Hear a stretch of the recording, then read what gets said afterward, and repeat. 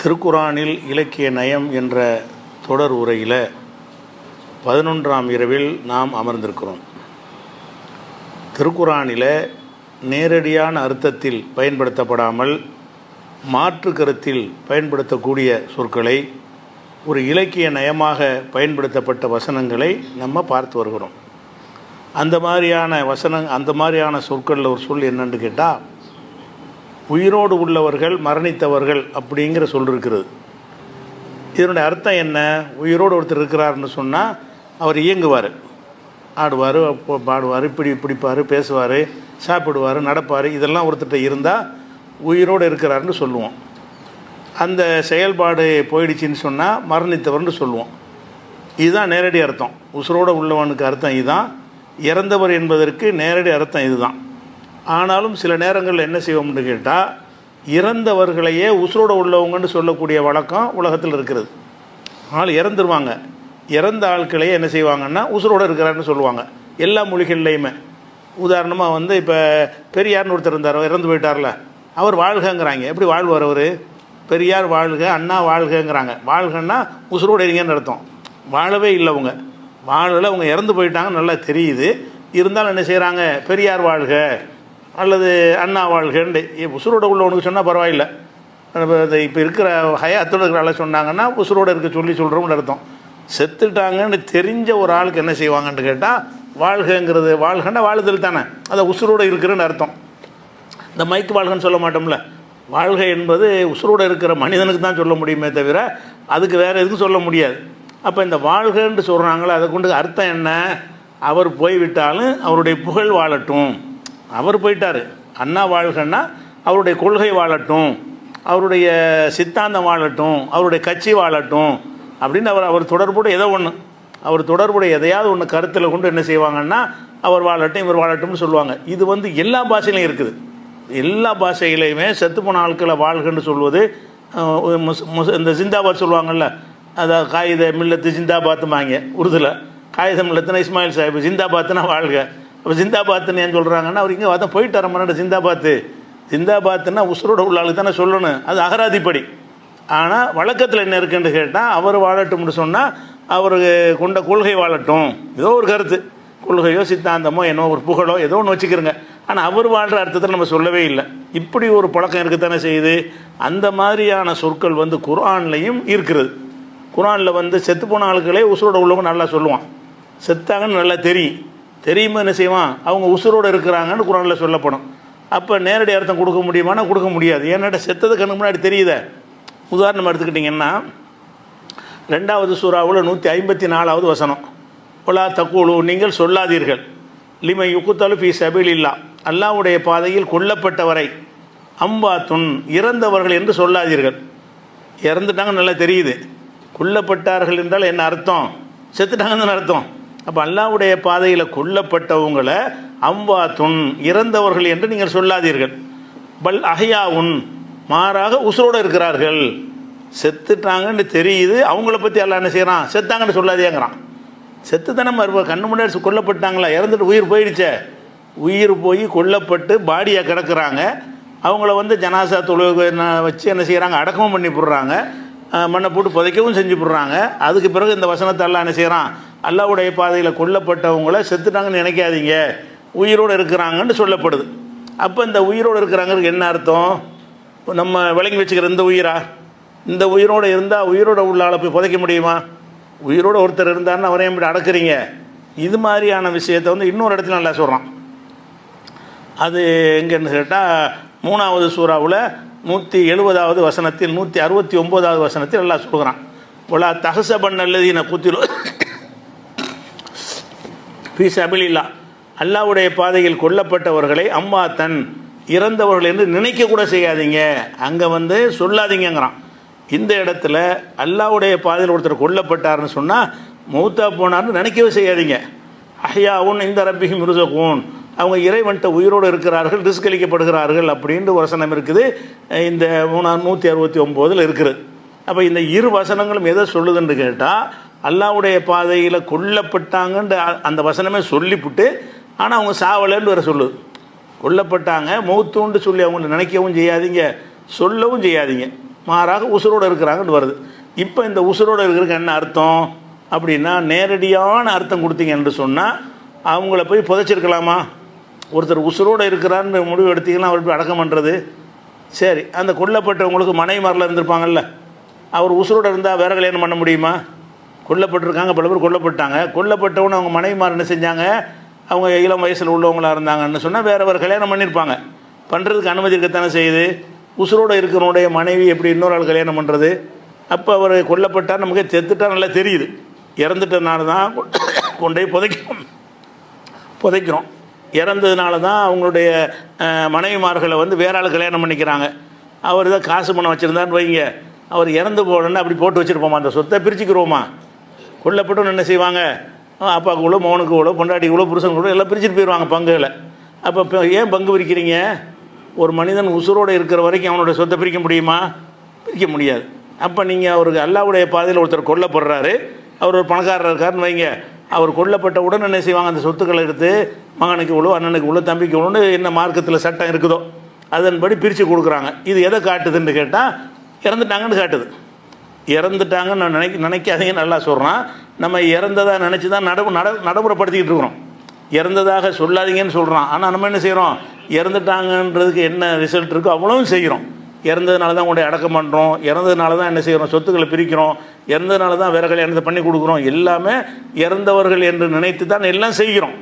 அப்போ இதை எப்படி தான் விளங்கி கொள்வது? உயிரோடு உள்ளவர்கள்னு சொல்கிறான். ஆனால் இறந்தது தான் கண் முன்னே தெரிகிற உண்மை. கண்ணுக்கு முன்னாடி தெரிகிற உண்மை என்ன, வெட்டப்பட்டாங்க, கொல்லப்பட்டாங்கன்னா அவங்களுக்குள்ளே இறந்துட்டாங்க. துடிப்பு இல்லை, பேச்சு இல்லை, மூச்சு இல்லை, உயிர் இல்லை, நல்லா தெரியுது. அப்படி தெரிஞ்சு இருக்கும் பொழுது அவங்கள உசுரோட உள்ளவங்கன்னு நீங்கள் நினைங்க, உசுரோடு தான் இருக்கிறாங்க அப்படின்னா என்னன்னு விளங்குறது, முரண் இல்லாமல் எப்படி விளங்குறது அப்படின்னு சொன்னால், இதை வச்சுக்கிட்டு தான் அந்த தர்கா வழிபாடெலாம் வருது. தர்கா வழிபாடு செய்கிறவங்க என்ன செய்கிறாங்க, அந்த அவுலியாக்கள்லாம் செத்தாலும் அவங்க சாவாமல் இருக்கிறாங்க, இறந்துட்டாங்க. ஆனால் இதில் கொல்லப்பட்டவங்களுக்கு தான் சொல்லப்படுது. யார் போர்க்களத்தில் போய் எதிரிகளால் வெட்டப்பட்டு கொல்லப்படுறாங்களோ அவங்களத்தான் இந்த 2 வசனங்களும் பேசுகிறது. இவங்க என்ன செய்கிறாங்கன்னா, சாதாரணமாக மகான் பெரியார்னு நினச்சிருப்பாங்கல்ல, அந்த மாதிரி ஆளுக்கு இறந்துட்டா கூட என்ன செய்வாங்கன்னா, இந்த வசனத்தை வச்சுக்கிட்டு இவங்களும் ஒரு வகையாக தியாகம் பண்ணவங்க தானே, இவங்க இறந்தாலும் இவங்க இறந்து போகலை, இறந்தவர்கள் நீங்கள் நினச்சிக்கிற வேண்டியதுதான். அவங்க உசுரோடு இருக்கிறாங்க, நம்ம பேசலாம், உங்களுக்கு கேட்கும், நம்ம உங்கள்கிட்ட பிரார்த்தனை பண்ணலாம், நம்ம கோரிக்கை வைக்கலாம். அவங்க மூத்தா போகலை, நம்ம பார்வைக்கு தான் மூத்தா போனதை தெரியுமே தவிர உண்மைக்கு அவங்க என்ன மரணிக்கவில்லை அப்படின்னு என்ன செய்கிறாங்க, இதை வச்சுக்கிட்டு சொல்கிறாங்க. இந்த பெரியார் மகான்கிற கூத்தெல்லாம் எதில் வருதுன்னு கேட்டால், இந்த வசனத்தை ஷஹீதுகளுக்கு சொல்லப்பட்ட இந்த வசனத்தை எல்லா பெரியார்களுக்கும் விரிவாக்கம் பண்ணி அதன் அடிப்படையில் என்ன செய்கிறாங்கன்னு கேட்டால், பெரியார்கள் மகான்கள்கிட்ட போய் இன்னும் துவா செய்யலாம். ஏன்ப்பா செத்து போனான்ட்ட ஏப்பா கேட்குறேன்டா, அவர் உசுரோடு இருக்கிறாரு, அல்லாஹ்வுல சொல்கிறான், செத்து போகலையே அப்படின்ற இந்த வசனத்தை வழிகேட்டுக்கு பயன்படுத்தவும் செய்கிறாங்க. சரியான முறையில் புரிந்து கொள்ளாமல் வழிகேட்டுக்கு பயன்படுத்துகிறாங்க. அப்போ இதனுடைய சரியான அர்த்தம் என்ன அப்படின்னு கேட்டிங்கன்னா, இப்போ இது நமக்கு ஒரு குழப்பமாக இருக்கா? இதே மாதிரி சஹாபாக்களுக்கு இருந்துச்சு. விளக்கம் நம்ம சொல்லக்கூடாது. இதுக்கு அல்லாஹ்வுடைய ரசூல் ஏதாவது சொல்லியிருக்காங்கன்னா நம்ம பார்க்கணும். நான் என் இஷ்டத்துக்கு எதாவது சொல்லலாம், நீங்கள் உங்கள் இஷ்டத்துக்கு ஏதாவது சொல்லலாம், அது மார்க்கத்தில் நிற்காது. யார் சொன்னால் நிற்கும், அல்லாஹ்வுடைய ரசூல் சொன்னால் தான் நிற்கும். அப்போ அல்லாஹ்வுடைய ரசூல்கிட்ட என்ன செய்கிறாங்கன்னு கேட்டால், இந்த வசனம் இறங்கினவுடனே சஹாபாக்களுக்கு சரியான குழப்பம். என்ன குழப்பம், என்ன இறந்தது கண்ணு முன்னாடி தெரியுது, நம்ம தான் கொண்டு அடக்கம் பண்ணோம், அவரை போய் இறந்து போனவங்கன்னு சொல்லாதீங்கன்னா எப்படி, இறந்தாலும் போயிட்டாங்க, உசுரோடு இருக்கிறாங்கன்னா எப்படி விலங்கலைய அப்படின்னு சொன்னோன்னு என்ன செய்கிறாங்கன்னா, இப்னு மசூதுங்கிற ஒரு சஹாபி, இது முஸ்லீமில் வரக்கூடிய ஒரு ஹதீஸ். இப்னு மசூதுங்கிற நீங்கள் தமிழ் எடிஷனில் பார்த்தீங்கன்னு சொன்னால் இதுக்கு நம்பரு 3834வது ஹதீஸில் இருக்கும் முஸ்லீமில். அதில் என்ன வருதுன்னு கேட்டால், இந்த ஆயத்தை பற்றி இப்னு மசூதுகிட்ட போய் சில பேர் விளக்கம் கேட்குறாங்க. அது என்னங்க, அல்லாஹ்வுடைய பாதையில் கொல்லப்பட்டவங்களை இறந்தவர்கள்னு நினைக்க வேணாங்கிறான், அல்ல உயிரோடு இருக்கிறாங்கன்னு நினைக்க சொல்கிறான். எப்படிங்க நினைக்கிது, என்னங்க அர்த்தம் இதுக்கு அப்படின்னு சொல்லி இப்னு மசூதுங்கிற ஒரு சஹாபி அவர்கிட்ட ஒரு தங்க விளக்கம் கேட்குறாங்க. அவர் என்ன சொல்கிறாருன்னு கேட்டால், இது நீ ஏன்ட்டு விளக்கம் கேட்குற, உனக்கு முந்தி நாங்கள் ரசூலாட்ட கேட்டுவிட்டோம், இது நாங்கள் ரசூல் ஸல்லல்லாஹு அலைஹி வஸல்லம் வாழ்ந்த காலத்திலேயே அவங்கள்ட்ட இந்த விளக்கத்தை நான் கேட்டுவிட்டோம். அப்போ அம்மா இன்னா கது சால்னா அந்த ஆளிக்க இதை குறித்து நபி ஸல்லல்லாஹு அலைஹி வஸல்லம் அவங்கள்ட்ட நாங்கள் விளக்கம் கேட்டோம். இதுக்கு என்ன அர்த்தம், உசுரோடு இருக்கிறதுக்கு என்ன அர்த்தம் சொல்லுங்கள், உசுரோடு இல்லை, அவங்க உசுரோடு இல்லைன்னு தெரியுது, மறு உசுரோடு இருக்கிறாங்கன்னா என்ன அர்த்தம் அதுக்கு அப்படின்னு நாங்கள் ரசூலுல்லாஹ் இடத்துல கேட்டோம். அப்போ ரசூலுல்லாஹ் என்ன சொன்னாங்க பதிலுன்னு கேட்டால், நம்மள்கிட்ட கைப்பற்றப்படுற உயிர் இருக்குல்ல, அந்த உயிர் இறைவனால் எடுத்துக்கொள்ளப்படும், எடுத்துக்கொள்ளப்பட்டு சாதாரணமாக இறந்து போனவங்களாக இருந்தாங்கன்னா கபூரில் கொண்டே வச்சு அந்த ஆலமுல் பரிசக அந்த அருவாகுங்கிற அந்த இடத்தில் வைத்து அவங்கள விசாரணை நடத்துவது அதெல்லாம் நடந்து கொண்டிருக்கும். ஆனால் ஷஹீதுகளாக இருந்தாங்கன்னு வைங்க, ஷஹீதுக்கு தான் சொல்லப்படுது. அல்லாஹ்வுடைய பாதையில் கொல்லப்பட்டவங்களாக இருந்தால் அந்த உயிரை உடனே எடுத்துக்கிட்டு சொர்க்கத்துக்கு போயிடுவாங்க. சொர்க்கத்துக்கு போய் அந்த சொர்க்கத்தில் அவங்கள மனித உருவத்தில் அந்த சுற்றி திரிகிற மாதிரி விடாமல் ஒரு பறவை வடிவத்தில் ஒரு பறவை மாதிரி ஒன்றை அல்லாஹ் உருவாக்கி ஒவ்வொரு உயிர் தியாகி அந்த பறவை கூட்டுக்குள்ளே வச்சு, ஒரு மனுஷனாக சொர்க்கத்துக்கு போக முடியாது. மனுஷனாக போகிறதுக்கு விசாரணை நடத்தி ஜட்ஜ்மெண்ட் பண்ண பிறகு தான் சொர்க்கத்துக்கு போக முடியும். ஒவ்வொரு இந்த மறுமை நாள் உலகம்லாம் அழிக்கப்பட்ட பிறகு எல்லாரையும் எல்லாம் விசாரித்து அவனுடைய செயலுக்கு மார்க்கு போட்டு இவன் சொர்க்கவாசின்னு சொன்னவனை தான் நம்மளாம் சொர்க்கத்துக்கு போக முடியும். இந்த ஷஹீத் அப்படி தான் போக முடியும். ஆனால் அல்லாஹ் என்ன செய்யணும், உயிரை தியாகம் பண்ணியிருக்கார்ல, இவருக்கு ஒரு கூடுதல் அந்தஸ்து கொடுக்கணுங்கிறதுக்காக வேண்டி இப்போவே நீ சொர்க்கத்துக்கு போய்க்க. ஆனால் என்ன மாதிரி போகணும், மனிதனாக நீ போக இயலாது. மனிதனாக போவதற்கு அதுக்கு ஒரு கேடு வச்சுருக்கான், நல்லா அது ஒரு செட்டப் வச்சுருக்கிறான். அந்த நேரத்தில் தான் போக முடியும். இப்போதைக்கு என்ன செய்யணும்னு கேட்டால் பறவை வடிவத்தில் அந்த உயிரை கொடுத்துருவான்ல, அது பறவையாக சுற்றிக்கிட்டே இருக்கும். உயிர் மனுஷ உயிராக இருக்கும், கூடு பறவை கூடாக இருக்கும். இப்போ பறவை கூட்டுக்குள்ளே மனுஷ உயிர் இருந்து என்ன செய்யும், சொர்க்கத்தில் வேண்டிய மாதிரி சாப்பிட்டு கொண்டு திரிந்து கொண்டே இருக்கும். அப்போ உசுரோட அதான் அர்த்தம். உசுரோடு இருக்கிறாங்கண்டா உனக்கு எது சம்மந்தமாக கிடையாதுப்பா. உயிர் போச்சுன்னு நினைக்கிற, உயிர் போச்சு தான். உன்னையை பொறுத்த வரைக்கும் இறந்து விட்டார்கள். ஆனால் அல்லாஹ்விடத்தில் அவங்க என்ன செய்கிறாங்கன்னா உயிரோடு இருக்கிறாங்க. உயிரோடு இருப்பவர்கள் என்னென்ன மாதிரிலாம் செயல்படுவாங்களோ அந்த மாதிரி அவங்க என்ன செய்கிறாங்க, சொர்க்கத்தில் இருந்து கொண்டு அவங்க ஒருத்தர் பார்த்துக்குருவாங்க, பேசிக்கிடுவாங்க, சந்தோஷப்படுவாங்க. அந்த சொர்க்கத்தில் இருக்கிற இன்பங்களை எல்லாம் பறவை வடிவத்தில் இருந்து எதெல்லாம் அனுபவிக்க இயலுமோ அதெல்லாம் அனுமதிப்பா அப்படி சொல்கிறாங்க. அப்படி ரசூல்லா என்ன செய்கிறாங்கன்னா அருவாகுகும். இந்த கேள்வியை ரசூல்லாட்ட நாங்கள் கேட்ட பிறகு ரசூல்லா சொன்னாங்க, அருவாகுகும் ஃபி ஜௌஃபி தயிரின் ஹுதரின், பச்சை நிறத்து பறவை கூட்டுக்குள்ளே இவங்களுடைய உயிர்கள் வழங்கப்படும். பிடிக்கப்பட்ட உயிர்களை ஒவ்வொரு உயிரையும் ஒரு பச்சை நிறத்து பறவைக்குள்ளே வைத்த உடனே அது என்ன செய்யும், தசரஹு மினல் ஜன்னத்தி ஹைதுஷாத், சொர்க்கத்தில் நாடியவாறு திரிந்து கொண்டே இருக்கும். அப்போ உசுரோடு இருக்கிறாங்க என்பதற்கு அர்த்தம் இந்த மண்ணுலகுக்கு சம்பந்தம் கிடையாது அந்த உயிர் என்பது.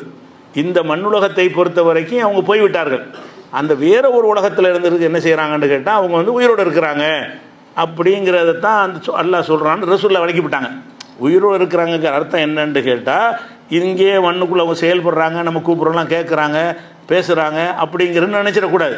அவங்களுக்கு பெரிய பாக்கியத்தை எல்லாம் கொடுத்துருக்குறான். அவங்க என்ன தியாகம் பண்ணிட்டு வந்திருக்கிறாங்கன்னு வந்தீங்கல்ல, அதுக்காக நல்ல ஜாலி அனுபவிங்க எல்லாத்தையும் அப்படின்னு சொல்லி ஒரு பறவை வடிவத்தில் அவங்களுக்கு எல்லா வித பாக்கியத்தையும் எல்லாம் கொடுத்துட்றான்னு சொல்லி ரசூலுல்லாஹ் வழக்கம் கொடுத்துட்டாங்க. அப்போ உயிரோடு உள்ளவர்களுங்கிறதுக்கு நேரடி அர்த்தம் கொடுக்க இயலாது. ஏன் இயலாது, இறந்துட்டு கண்ணு முன்னாடி தெரியுது. அதே நேரத்தில் உயிரோடு உள்ளவர்கள் என்ன அர்த்தம் கொடுக்கறது என்று கேட்டால் இறைவன் புறத்தில் அவங்க உயிரோடு இருக்கிறாங்க, அல்லாஹ் பொறுத்த வரைக்கும் உயிரோடு இருக்கிறாங்க. நம்மளை பொறுத்தவரைக்கும் மொத்தம் போயிட்டாங்க. அல்லாஹ்விடத்தில் உயிரோடு இருக்குது என்பது நம்மளோட கான்டாக்ட் பண்ணக்கூடிய உயிர் கிடையாது. இன்னும் சொல்ல போனால் இந்த ஹதீஸிலேயே என்ன செய்கிறாங்கன்னு கேட்டால் அந்த பறவையோடு சுற்றிக்கிட்டு இருக்கிறாங்கல்ல, அப்போ அல்லாஹ் கேட்பானா, உங்களுக்கு எதாவது நீங்கள் ஆசைப்படுறீங்களா, இங்கே சொர்க்கத்தில் உங்களுக்கு எல்லாம் தந்துட்டேன் பறவை வடிவத்தில், உங்களுக்கு ஏதாவது ஆசை ஹல் தஸ்தகுன செய்யா, இது அந்த முஸ்லீம் நூல் சொன்னால் அந்த ஹதீஸில் தொடர்ச்சி தான். அதன் அடுத்த பகுதி, நீங்கள் எதையாவது விரும்புகிறீர்களான்னு கேட்டோன்னு அவங்க என்ன செய்யாங்கன்னா, நாங்கள் என்னத்தை விரும்புகிறது, எல்லாம் தான் கிடைச்சிருச்சே, கிடைக்க வேண்டியதெல்லாம் இங்கே சொர்க்கத்தில் கிடைக்கும்போது மறு எண்ணத்துக்கு நாங்கள் விரும்புகிறதுன்னு அவங்க ஒன்றும் கேட்க மாட்டாங்க. ஆனால் திருப்பி எல்லாம் கேட்பான், எதாக இருந்தால் சொல்லுங்கள், ஆசை இருந்தால் சொல்லுங்கள், ஆசை இருந்தால் சொல்லுங்கன்னு கேட்பான். கடைசியில் அந்த இறந்து போனவர்கள் பறவை வடிவத்தில் இருக்கிற அவங்க சொல்லுவாங்க, எங்களுக்கு ஒரே ஒரு ஆசை தான் இருக்கிறது. என்ன ஆசை என்று கேட்டால், நுரீது அன் தருத் அருவாகனா ஃபி அஜிசாதினா, எங்கள் உயிர்களை எங்கள் உடலுக்குள்ளே நீ திருப்பி கொடுத்த உடனே ஹத்தா நுக்குத்தல ஃபி சபீலிக்கு மரத்த நுகுரா, இன்னொரு தடவை நாங்கள் போர் செஞ்சு கொல்லப்படணும், இதுக்கே இவ்வளோ பெரிய தரஜா கிடச்சிருக்க, மறுபடி போய் ஷஹீதாகி வரணும், அதான் எங்களுக்குரிய ஒரு பெரிய ஆசை அப்படின்னு அவங்க சொல்லுவாங்களாம். அப்போ இது நடக்காத காரியம் தான், அதை முடிவெடுத்துட்டானே, வந்துட்ட முடிஞ்சது தானே. இங்கே வந்துட்டிங்களா திருப்பி வர்றதுங்கிறது கிடையாது. கேட்பானா மனுஷன் உயிரை கைப்பற்றும் போது, ரப்பிர் ஜிவூன், இறைவா என்னை திருப்பி அனுப்புன்னு கேட்பாங்கண்ணா, கல்லா அது நடக்காதுன்றான்லாம். அந்த மலக்குமார்கள் விட்டு சொல்லிடுவான். அது போயிட்டாங்கன்னா போனது தான், திரும்பி வருதல் கிடையாது அப்படின்னு முடிவெடுத்ததுனால என்ன செய்வான்டால, சரி உங்களுக்கு இதுதான் கேட்குறாங்க, இது கொடுக்கக்கூடிய கோரிக்கை இல்லை, அதனால் இவங்கள்ட்ட எதுவும் கேட்கக்கூடாது, இது தான் எப்போ கேட்டாலும் இது தான் கேட்பாங்க, இனிமேல் அல்ல விட்டு விட்டான் அவர்களை, வேறு என்ன வேணும்னு கேட்குறதில்ல. அதோட இவங்க கொடுக்க முடியாத கேட்டாங்கல்ல, அதனால் எல்லாம் என்ன செய்வான்னு கேட்டால் உங்களுக்கு என்ன தேவை இருக்குன்னு கேட்கவே மாட்டான். ஏன்னா கேட்டால் என்ன செய்வாங்க, திருப்பி அனுப்புவாங்க, திருப்பி அனுப்புறது கிடையாது அப்படின்னு அந்த முஸ்லீமுடைய ஹதீஸில் இந்த விவரமும் சேர்ந்துருக்குது. அப்போ நம்ம என்ன விளங்குறோம், அதாவது அல்லாஹ்வுடைய பாதையில் கொல்லப்பட்டவங்க வந்து இந்த துன்யாவோட கான்டாக்ட்லாம் வச்சுருக்க மாட்டாங்க. இன்னும் சொல்ல போனால் அவங்க மட்டும் உயிரோடு இல்லைங்க. இப்போ நம்ம சாதாரணமாக இறந்து போகிறாங்கல்ல, ஷஹீதா இல்லாமல் சும்மா அல்லாஹ்வுடைய பாதையில் கொல்லப்படாமல் இயற்கையான முறையில் ஒரு முதுமையில் ஹார்ட் அட்டாக்கில் இப்படி போன மாதிரி மூத்தா போகிறாங்கல்ல, இவங்களும் உசுரோடு தானே இருக்கிறாங்க. இஸ்லாமிய பார்வையில் நம்மளை விட்டு தான் மூத்தா போயிட்டாங்களே தவிர கபருன்னு ஒன்று இருக்குன்னு நம்புறீங்கல்ல. அங்கே கேள்விலாம் கேள்வி வந்து பணத்துட்டே கேள்வி கேட்பாங்க. உயிரை கொடுத்தானே கேள்வி கேட்கப்படுது. கபூரில் உன்னுடைய இறைவன் யார், அந்த கேள்விலாம் கேட்கப்படும்ல. கேள்வி கேட்கப்படும், பதில் சொல்வார்கள்னா என்ன அர்த்தம்? எல்லா செத்தவன் தான் உயிரோடு இருக்கிறான். செத்து போன அம்பிட்டு காஃபிரும் உயிரோடு இருக்கிறானே, அதாபு செய்யப்படும் வருத காஃபிர்கள் அடக்கம் செய்யப்பட்டோன்னு கேள்வி கேட்பாங்க. பதில் சொல்ல முடிஞ்சோன்னு என்ன செய்வாங்க, அவங்களுக்கு வந்து கேம நாள் வரைக்கும் அடிச்சுக்கிட்டே இருப்பாங்க மாணவர்கள். அப்போ அடிச்சுக்கிட்டு இருக்கிறாங்க, உயிரோடு இருக்கணுமா இல்லையா? அப்போ இறந்து போன எல்லாருமே ஒவ்வொரு வகையில் உயிரோடு இருக்கிறாங்க. இங்கே தான் உயிரோடு இல்லை. இஸ்லாமிய நம்பிக்கை பிரகாரம், நாத்திக நம்பிக்கை பிரகாரம் அறவே இல்லைன்றுவாங்க. நம்ம நம்பிக்கை பிரகாரம் இறந்துட்டாருன்னு சொன்னால் இந்த மண்ணுலகத்தை பொறுத்த வரைக்கும், இந்த மனிதர்களை பொறுத்த வரைக்கும் அவங்க இறந்து விட்டார்கள். ஆனால் அல்லாஹ்வை பொறுத்த வரைக்கும் ஒவ்வொருத்தர் ஒரு இடத்துல வைத்து உயிரை வச்சிருக்கிறான். கபூரில் இறந்து போன காஃபிர்களை ஒரு மாதிரியாக உயிரை வச்சிருக்கிறான். நல்ல முமின்களாக இருந்தால் அங்கே தூங்க வச்சிடறான். கேமரா வரைக்கும் தூங்குறது உயிர் இருந்தால் தான் தூங்க முடியும். பணமாக போட்டு வைக்கல, அவங்களுக்கு உயிரை கொடுத்து என்ன செய்கிறான்ல, நீங்கள் கேள்விக்கு பதில் சொல்லி முடித்த உடனே நீங்கள் வந்து அல்லாஹ் திரும்ப எழுப்புற காலம் வரைக்கும் நீங்கள் தூங்குங்க. அப்போ தூங்கிக்கிட்டு இருக்கிறாங்க, அதுவும் உயிர் தான். அந்த மாதிரி தான் ஷஹீதுகள். என்னென்னு கேட்டால் இந்த கபூர் கிடையாது அவங்களுக்கு. உயிர் தியாகிகள் வந்து நேரம் என்ன செய்வாங்க, அந்த சொர்க்கத்துக்கு போயிடுவாங்க பறவை வடிவத்தில். அப்போ இந்த உயிரோடு இருக்கிறதுக்கு என்னங்கிறத அல்லாஹ்வுடைய ரசூல் வகையாக பிரித்து வழக்கம் தந்துட்டாங்க. அதுக்கப்புறம் என்ன செய்கிறாங்கன்னு கேட்டால், இதை வைத்து கொண்டு உயிரோடு இருக்கிறதுனால நாங்கள் துவா செய்கிறோம், நாங்கள் அவுலியாக்களை வணங்குறோங்கிறாங்க. எல்லாம் அந்த இலக்கியத்தை விளங்காதனால வர்றது. உயிரோடு உள்ளவருக்கு உயிரோடு உள்ளன்னு அர்த்தம் செய்கிறாங்க அப்படியே. ஆனால் இந்த கேள்விக்கு பதில் சொல்லணும்ல, உயிரோடு அர்த்தம் செஞ்சீங்கன்னா அப்போ என் புதைச்சனி உயிரோடு உள்ளவர்னா ரோட்டில் போட்டு வச்சிடணும்னு எல்லோரும் பார்க்குற மாதிரி அவர் அடக்கம் இப்படி பண்ணீங்க உசுரோடு உள்ளால். அப்போ உசுரோடு உள்ளால் சொத்தை என்ன பிரிச்சுக்கிட்டீங்க, பங்கு வச்சுக்கிட்டீங்க. அப்படி கேட்டால் அதுக்கு பதில் கிடையாது. அப்போ மௌத்தா போனதுக்குரிய எல்லா வேலையும் செய்கிறாங்க. செஞ்சு விட்டு அல்லாஹ் சொன்ன அந்த வார்த்தையை அல்லாஹ் வந்து குர்ஆனில் இலக்கியமாகவும் சொல்லுவான், நேரடி அர்த்தத்துலையும் சொல்லுவான். நேரடி அர்த்தத்தில் சொன்ன இடத்துல அந்த அர்த்தம் கொடுத்துக்கிறேன்னு, நேரடி அர்த்தம் பொருந்தாத இடம்னு கொடுக்க விளங்கலையாது. நேரடி அர்த்தம் வந்து கண்ணு முன்னாடி செத்தது தெரியுத, மறுபடியும் உசுரோடு இருக்கிறாங்கன்னா நேரடி அர்த்தம் இல்லை தானே. கண்ணு முன்னாடி ஒருத்தர் இறந்தது தெரிஞ்சால் அவரை பற்றி இவர் சாவலைன்னு சொன்னீங்கன்னா என்ன அர்த்தம்? வேறு மீனிங்கில் சொல்கிறாங்க, அந்த அர்த்தத்தில் சொல்லலை. நேரடி பொருளில் இவங்க பேசலன்னு விளங்கிக்கிறீங்களா? மனுஷன் பேசுகிற அந்த வாழ்க்கை சொன்னோம்ல, அந்த மாதிரி விளங்கிக்கிறீங்களா இல்லையா? அதனால் இதுதான் இந்த சிறுக்குக்கு வந்து முக்கியமான ஆதாரமாக காட்டுவாங்க. அல்லாஹ்வை இணைப்பிக்கக்கூடியவர்கள் என்ன செய்கிறாங்க, அவுலியாக்கெல்லாம் ஹயாத்தோடு இருக்கிறாங்க அப்படின்னு சொல்லிட்டு இருக்கிறாங்க. அதுபோக நம்ம பார்வையில் ஒருத்தர் உசுரோடு இருக்கிறாருன்னு நீங்கள் நினச்சிங்கன்னு வைங்க, உசுரோடு இருக்கிறாருன்னு சொல்லி உங்கள் கருத்துப்படி உயிரோடு இருக்கிறாருன்னு சொன்னால், உயிரோடு உள்ளவன் எப்படி செயல்படுறான்னு அப்படி தானே அவர் செயல்படணும். இப்போ நீங்கள் கூப்பிட்டா என்ன உயிரோடு உள்ள கூப்பிட்டா என்ன செய்வார், என்னங்கன்னு கேட்பார். அஸ்ஸலாமு அலைக்கும்னா வலைக்கும் சலாம் சொல்லுவார். ஏதாவது கடன் கட்டிங்கன்னா இருக்கும் பாரு, இல்லை பாரு, ஏதாவது ஒன்று சொல்லுவார். அப்போ உயிரோடு உள்ளவர் நினைச்சிங்கன்னு சொன்னால் உயிரோடு உள்ளவர்கள் செயல்படுற மாதிரி அவர் செய்யணுமா இல்லையா? எந்த ஒரு செத்து போனாலே கூப்பிட்டவுன்னா அவர் ஏன்னு கேட்டிருக்காரா? செத்து போனாலும் கூப்பிட்றீங்க, என்னப்பா நல்லா இருக்கேன்னு கேட்டிருக்காரா? கேட்கவே இல்லை. அப்போ உயிரோடு இருக்கிறாருங்கிறது நல்லா தெரியும். இல்லைன்னு கபர் கிட்ட போய் நின்று கூப்பிடுங்களேன் ஏன்னு கேட்பாரா? அவர் கேட்பார், நீங்களும் நினச்சிக்கிறீங்க. அவர் கேட்கவே இல்லை, நீங்களாம் நினச்சிக்கிறீங்க நம்ம சொல்கிறவர் கேட்குது, அவர் என்னமோ பதில் சொல்கிறாருன்னு நீங்களாம் நினச்சிக்கிறீங்களே தவிர அவர் உசுரோடு உள்ளவர் உன் அர்த்தத்தில் உசுரோடு இருப்பார். ஆனால் உனக்கு கேட்குற மாதிரில அவர் பேசணும், உனக்கு கேட்குற மாதிரில தரணும். கையை நீட்டி தரணும், ரூபா கேட்குறீங்க, அப்படி கபருக்குள்ளே கையை நீட்டிந்தா 1 லட்ச ரூபா வச்சுக்கிறேன்னா ஒத்துக்குருவோம் உயிரோடு இருக்கிறாருன்னு. நீ நினைக்கிற அவர் தருவார், எப்படி தருவார்? எல்லா மாதிரி தருவார், அந்த மாதிரி நினைக்கிறாங்களே தவிர உசுரோடு இருக்கிறது வந்து அவங்களும் நம்புறது கிடையாது. சரி, உசுரோடு இருக்கிறதுனால தான் கேட்குறேன்னு சொல்லுவார்கள். ஆனால் அப்போ உசுரோடு இருக்கிறதுல ஈசா நபி உயிரோடு இருக்கிறது கன்ஃபார்ம் தானே? இவர்கள்லாம் உயிரோடு இருக்கிறது வந்து செத்த ஆளுக்களை பிடிச்சி உசுரோடு நினைக்கிறோம். ஈசா நபி இன்னும் மரணிக்கவே இல்லை, அவரால் உயிரோடு உயர்த்திட்டான். அவர் இந்த அவுலியா மகானோட பெரிய அளவர். இந்த அவுலியா மகான் இவங்க கொண்டாடுறாங்கல்ல, இவங்களெல்லாம் அவுலியாவாக இருக்க கொஞ்சம்லாம் இல்லாமல் இருக்கலாம். கெட்டவனை கூட அவுலியான்னு மக்கள் நினச்சிருப்பாங்க. நமக்கு அவுலியா எப்படி தெரியும்? ஆனால் ஈசா நபி யாரே அல்லாஹ்வுடைய தூதர்னு அல்லாஹ்வால் சொல்லப்பட்டவர். அவர் இந்த உலகத்தில் வாழும் பொழுது அவர் நிறைய அற்புதங்கள் அவர் மூலமாக அல்லாஹ் வந்து செயல்படுத்தி காட்டியிருக்கிறான். அவருடைய பிறப்பே ஒரு அதிசயமானது, தந்தை இல்லாமல் பிறக்கிறாரு. அவருடைய மரணமே அதிசயமானது, இனிமேல் தான் மரணிக்க போகிறார், நீண்ட காலம் உயிர் வாழ்கிறார் அவர். அந்த மாதிரி அல்லாஹ்வுடைய கண்ட்ரோலில் இருக்கிறார். அப்படி இருக்கக்கூடிய நேரத்தில் இந்த அவுலியா மகான்னு சொல்லவங்களை விட பெரிய ஆளாக இருக்கிறார்ல, அந்த ஈசா நபியை கூப்பிடுறவங்கள வந்து நம்ம காஃபிருங்கிறோம், அவன் நசாரா, அவன் காஃபிரு அப்படிங்கிறோம். ஈசா நபி அழைச்சவன் காஃபிர் ஆயிடுறான், அப்துல் காதர் ஜிலானியை கூப்பிட்டவன் முஸ்லீம் ஆயிடுவானா? இப்படின்னா ஈசா நபி அவர் உசுரோட தானே இருக்கிறாரு, அவர் நிஜமாக உசுரோட இருக்கிறார். இவர் வந்து உயிர் போயிட்டு வேறு விதமாக உசுராக இருக்கிறார். ஈசா நபி இன்னும் உயிர் போகலை, இந்த கொடுக்கப்பட்ட அந்த உயிரோடு தான் வாழ்ந்து கொண்டு இருக்கிறார். இடம் தான் மாறி இருக்கிறார், இடம் மாறி இருக்கிறாரே தவிர இதே உசுரோடு இருக்கிறார். அப்போ உசுரோடு இருக்கிறார் என்பவரை வந்து பிரார்த்தனை செய்கிறார்கள். அந்த பிரார்த்தனை செய்கிறத வந்து எந்த முஸ்லீமாக ஏற்றுக்குருவானா? அவரால் அவர்கிட்ட அல்ல ஈசா நபிட்டான்னு கேட்குறாங்க, அவங்கள எப்படி கெட்டவங்கன்னு சொல்கிறது? நம்மளோட பெட்டரானவங்கன்னு சொல்லுங்கள். நம்மளாம் அந்த செத்து போன ஆளுகள் இப்படி கேட்டிருக்கிறோம், அவங்க உசுரோட உள்ள ஆள் தான் கேட்குறாங்க. அதனால் கிறிஸ்தவர்கள் ஈசா நபி அழைக்கிறதுனால இதை விட அது பெட்டர்னு சொல்லுவீங்களா? அப்போ என்ன சொல்லுவீங்க? அது எப்படி கூப்பிடுறதுமே? அதாவது அதுக்கு உசுரோட இருந்தால் போதுமா? அந்த சக்தி எல்லாம் கொடுத்துருக்கணும்ல. உசுரோடு இருந்தாலும் இந்த மாதிரியான ஒரு ஆற்றலை வந்து உங்களுக்கு உதவி செய்யக்கூடிய ஆற்றலை எல்லாம் கொடுத்துருக்கானு தான் பார்க்கணும். அது விளங்காமல் என்ன செய்கிறாங்கன்னு அதை செய்கிறாங்க. அப்போ ஈசா நபி உயிரோடு இருக்கிறான்னு நீங்கள் அறிஞ்சு கொள்ள விரும்புனீங்கன்னா 4:157 159 வரைக்கும் 5:75 43 61 இந்த வசனங்களை படித்து பார்த்தீங்கன்னா ஈசா நபி இன்றளவும் உயிரோடு இருந்து கொண்டு இருக்கிறாரு, கியாமத்தின் அடையாளமாக இருக்கிறாரு, இறுதி காலத்தில் வருவார் என்பதையெல்லாம் குர்ஆன்லேருந்து நீங்கள் அறிந்து கொள்ள முடியும். அப்படிப்பட்ட ஒரு நிலையில் இருக்கும் பொழுது ஈசா நபிகிட்டே நம்ம என்ன செய்யக்கூடாது? ஈசா நபி எங்களுக்கு ஒரு பிள்ளையை தாங்கன்னு கேட்கலாமா? நீ வந்து இந்த செத்து போன அவுளியாட்ட கேட்குறேங்கிறியப்பா, ஈசா நபிகிட்ட கேட்கலாமான்னு என்ன சொல்கிறீங்க? இப்போ மட்டும் ஈசா நபி இப்படி கேட்குறதுங்கிறீங்க. அப்போ ஈசா நபியை விட இவங்க பெரிய ஆளாக போயிட்டாங்களா? இன்னும் சொல்ல போனால் அவர் உசுரோட இருக்க இவங்க செத்துட்டாங்க நெசமாவே.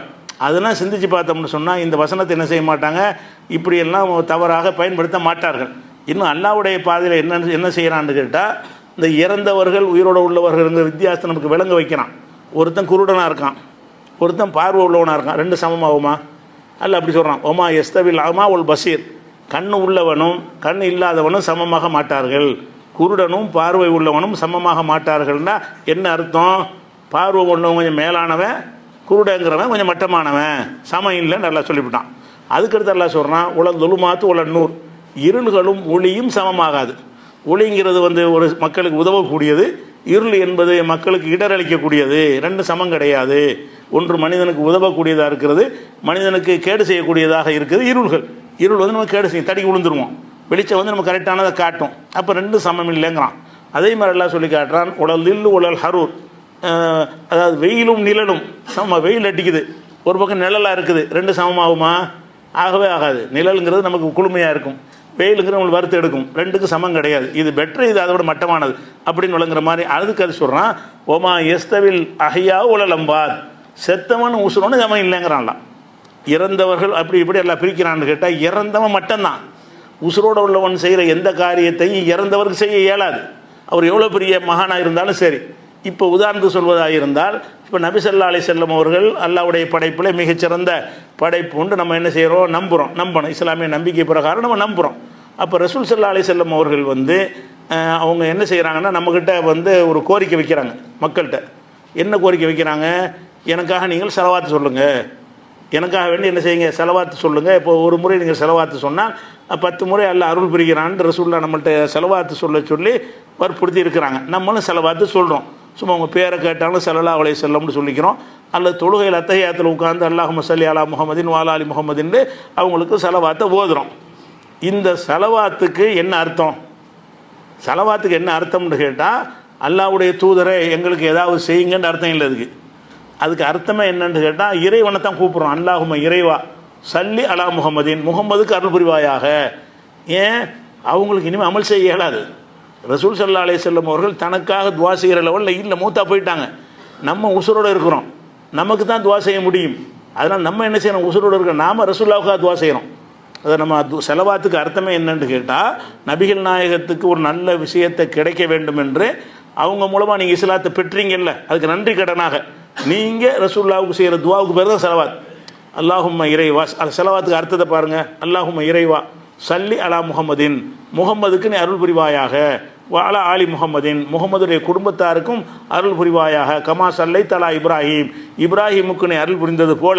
வ அலா ஆலி இப்ராஹிம், இப்ராஹிமுடைய குடும்பத்தாருக்கு அருள் புரிந்ததை போல எங்கள் முகமது நபிக்கும் அவங்க குடும்பத்தாருக்கும் நீ அருள் புரிவாயாக நம்ம துவா செய்கிறோம். இதில் என்ன விளங்குறது? உசுரோடு இருக்கிற நீங்கள் தான் இறந்து போன ஆளுக்கு துவா செய்ய முடியுமே தவிர ரசூல்லா உங்களுக்கு ஒன்றும் செய்ய முடியாது. ரசூல்லா என்ன செய்கிறாங்க, அவன் மூத்தா போயிட்டதுனால எனக்கா நீங்கள் துவா செய்யுங்க, எனக்கா நீங்கள் துவா செய்யுங்க என்று ஒரு அழகான சித்தாந்தத்தை நம்ம கட்டு தந்துட்டு போகிறாங்க. இறந்தவர்கள் எப்படி கொண்டாடுறதுன்னு தெரியாமல் தான் என்ன செய்கிறாங்க, அவரே கடவுளை கூப்பிட்டாங்க. அப்படி நம்மளை செஞ்சிடக்கூடாதுங்கிறதுக்காக ரசூல்லா என்ன செய்கிறாங்கன்னா, எனக்கு நீங்கள் ஏதாவது செய்ய நினச்சா எனக்கு அல்லாட்ட துவா செய்யுங்கிறாங்க. எனக்கு ஏதாவது நீங்கள் மதிக்க நினச்சா, எனக்கு ஏதாவது நீங்கள் நன்றி கடன் செலுத்த நினைத்தால் எனக்காக வேண்டி நீங்கள் அல்லாட்ட துவா செய்யணும். நீங்கள் தான் உசுரோடு இருக்கிறீங்க, நான் உசுரோடு இருக்க மாட்டேன், நீங்கள் தான் இருக்கிறீங்க, நீங்கள் தான் எனக்காக துவா. அதான செலவாத்துக்கு அர்த்தம். அல்ல ஸல்லல்லாஹு அலைஹி வஸல்லம் என்ன அர்த்தம், அல்லாஹ் அவருக்கு அருள் புரிவானாங்கன்னு அர்த்தம். அவங்க பேரை கேட்டவொன்னா ஸல்லல்லாஹு அலைஹி வஸல்லம்ங்கிறீங்க, அதுக்கு என்ன அர்த்தம், அல்லாஹ் அவருக்கு அருள் செய்வானாக. அப்போ அல்லாஹ்வுடைய ரசூலாக இருந்தால் கூட அவங்களுக்காக நாம் தான் துவா செய்கிறோம். அவங்க நமக்கு ஒன்றும் செய்ய முடியாது. இறந்துட்டாங்கன்னா ஒன்றுமே உசுரோட இருக்குமே எல்லாம் செஞ்சாங்க, செய்ய வேண்டிய உதவி எல்லாம் செஞ்சாங்க, பிரச்சாரம் பண்ணாங்க, அடி உதவி வாங்கி இந்த மார்க்கத்தை கொண்டு வந்து சேர்த்தாங்க. மரணித்த பிறகு என்ன நிலைமைன்னு கேட்டால் அவங்களுக்கு நாம் தான் என்ன செய்கிறோம், துவா செய்கிறோம். அது மாத்திரம் இல்லாமல் ரசூல் ஸல்லல்லாஹு அலைஹி வஸல்லம் சொல்கிறாங்க, இந்த மாதிரி உங்கள் செலவாத்து சலாம்லாம் ரசூலுல்லாஹ்வுக்கு சொல்கிறீங்கல்ல, இதை சொன்னீங்கன்னு சொன்னால் என்ன அடக்கம் பண்ணிட்டாங்க, என்ன அடக்கம் பண்ணிட்டீங்க, அதுக்கு பிறகு நீங்கள் சொல்கிறீங்க அது எனக்கு கேட்குமா அப்படிங்கிறத ரசூலுல்லாஹ் சொல்லும்போது எனக்கு கேட்காது. நீங்கள் ஸலாம் அலைக்கும்னு சொன்னாலும் சரி, அல்லது அல்லாஹும்ம ஸல்லி அலா முஹம்மதுன்னு சொன்னாலும் சரி, அதை எனக்கு கேட்காது. வேறு எதுக்கு நீங்கள் சொல்கிறீங்கன்னு கேட்டால், அல்லாஹ் சில மலக்குமார்களை நியமித்திருக்கிறான், மாணவர்களை. அவங்க என்ன செய்வாங்கன்னு கேட்டால் எல்லா பகுதியும் சுற்றிக்கிட்டே வருவாங்க. மலக்குமார்கள்னால் மலக்குமார்களுடைய எண்ணிக்கை சொல்லவே முடியாது. நீங்கள் இங்கே ஒரு 50 பேர் இருக்கிறீங்கன்னா மலக்குமார் இந்த இடத்துல 10,000 பேர் இருப்பாங்க. மலக்குமாருடைய எண்ணிக்கை ஒமாயாலம் ஜுனூத ரப்பிக இல்லாஹு, அல்லாஹ்வுடைய அந்த படை எண்ணிக்கை உங்களை எவனாலும் அறிய முடியாதுங்கிறான் அல்லாஹ். அப்போ மலக்குமார்கள்ங்கிற தாறுமாறாக இருப்பாங்க. அல்லாஹ் என்ன செய்கிறான்னு கேட்டால் மலக்குமார்களை நியமித்திருக்கிறான். எதுக்கு நியமித்திருக்கிறான்னு கேட்டால் அவங்களோட டியூட்டியே என்னன்னு கேட்டால், ரசூலுல்லாஹ்வுக்கு யாரெல்லாம் செலவா சொல்கிறாங்களோ அதை பூரா கலெக்ட் பண்ணிட்டு போய் அங்கே போய் ரசூலுல்லாஹ்வுக்கு சொல்லுவார். இங்கேருந்து மீடியேட்டர் வழியாக தான் அது போகும், ரசூலுல்லாஹ்வுக்கே கேட்காது. நீங்கள் சொல்லக்கூடிய சலாமோ செலவாத்தோ ரசூலுல்லாஹ் கேட்காது. வேறு எப்படி உங்களுக்கு போய் சேரும், உங்களுக்கு இந்த காதர் பாட்சா சலான் சொன்னார், உங்களுக்கு முஸ்தபா சலான் சொன்னார்னு போய் மலக்குமார்கள் அந்த வேறு உலகத்தில் மீடியேட்டராக மலக்கு தான் வர முடியும், ரசூலுல்லாஹ்க்கு வர முடியலை. மீடியேட்டர் அவர் என்ன செய்வார், மலக்கு இங்கேயும் வருவார், அவர் அங்கேயும் போவார்.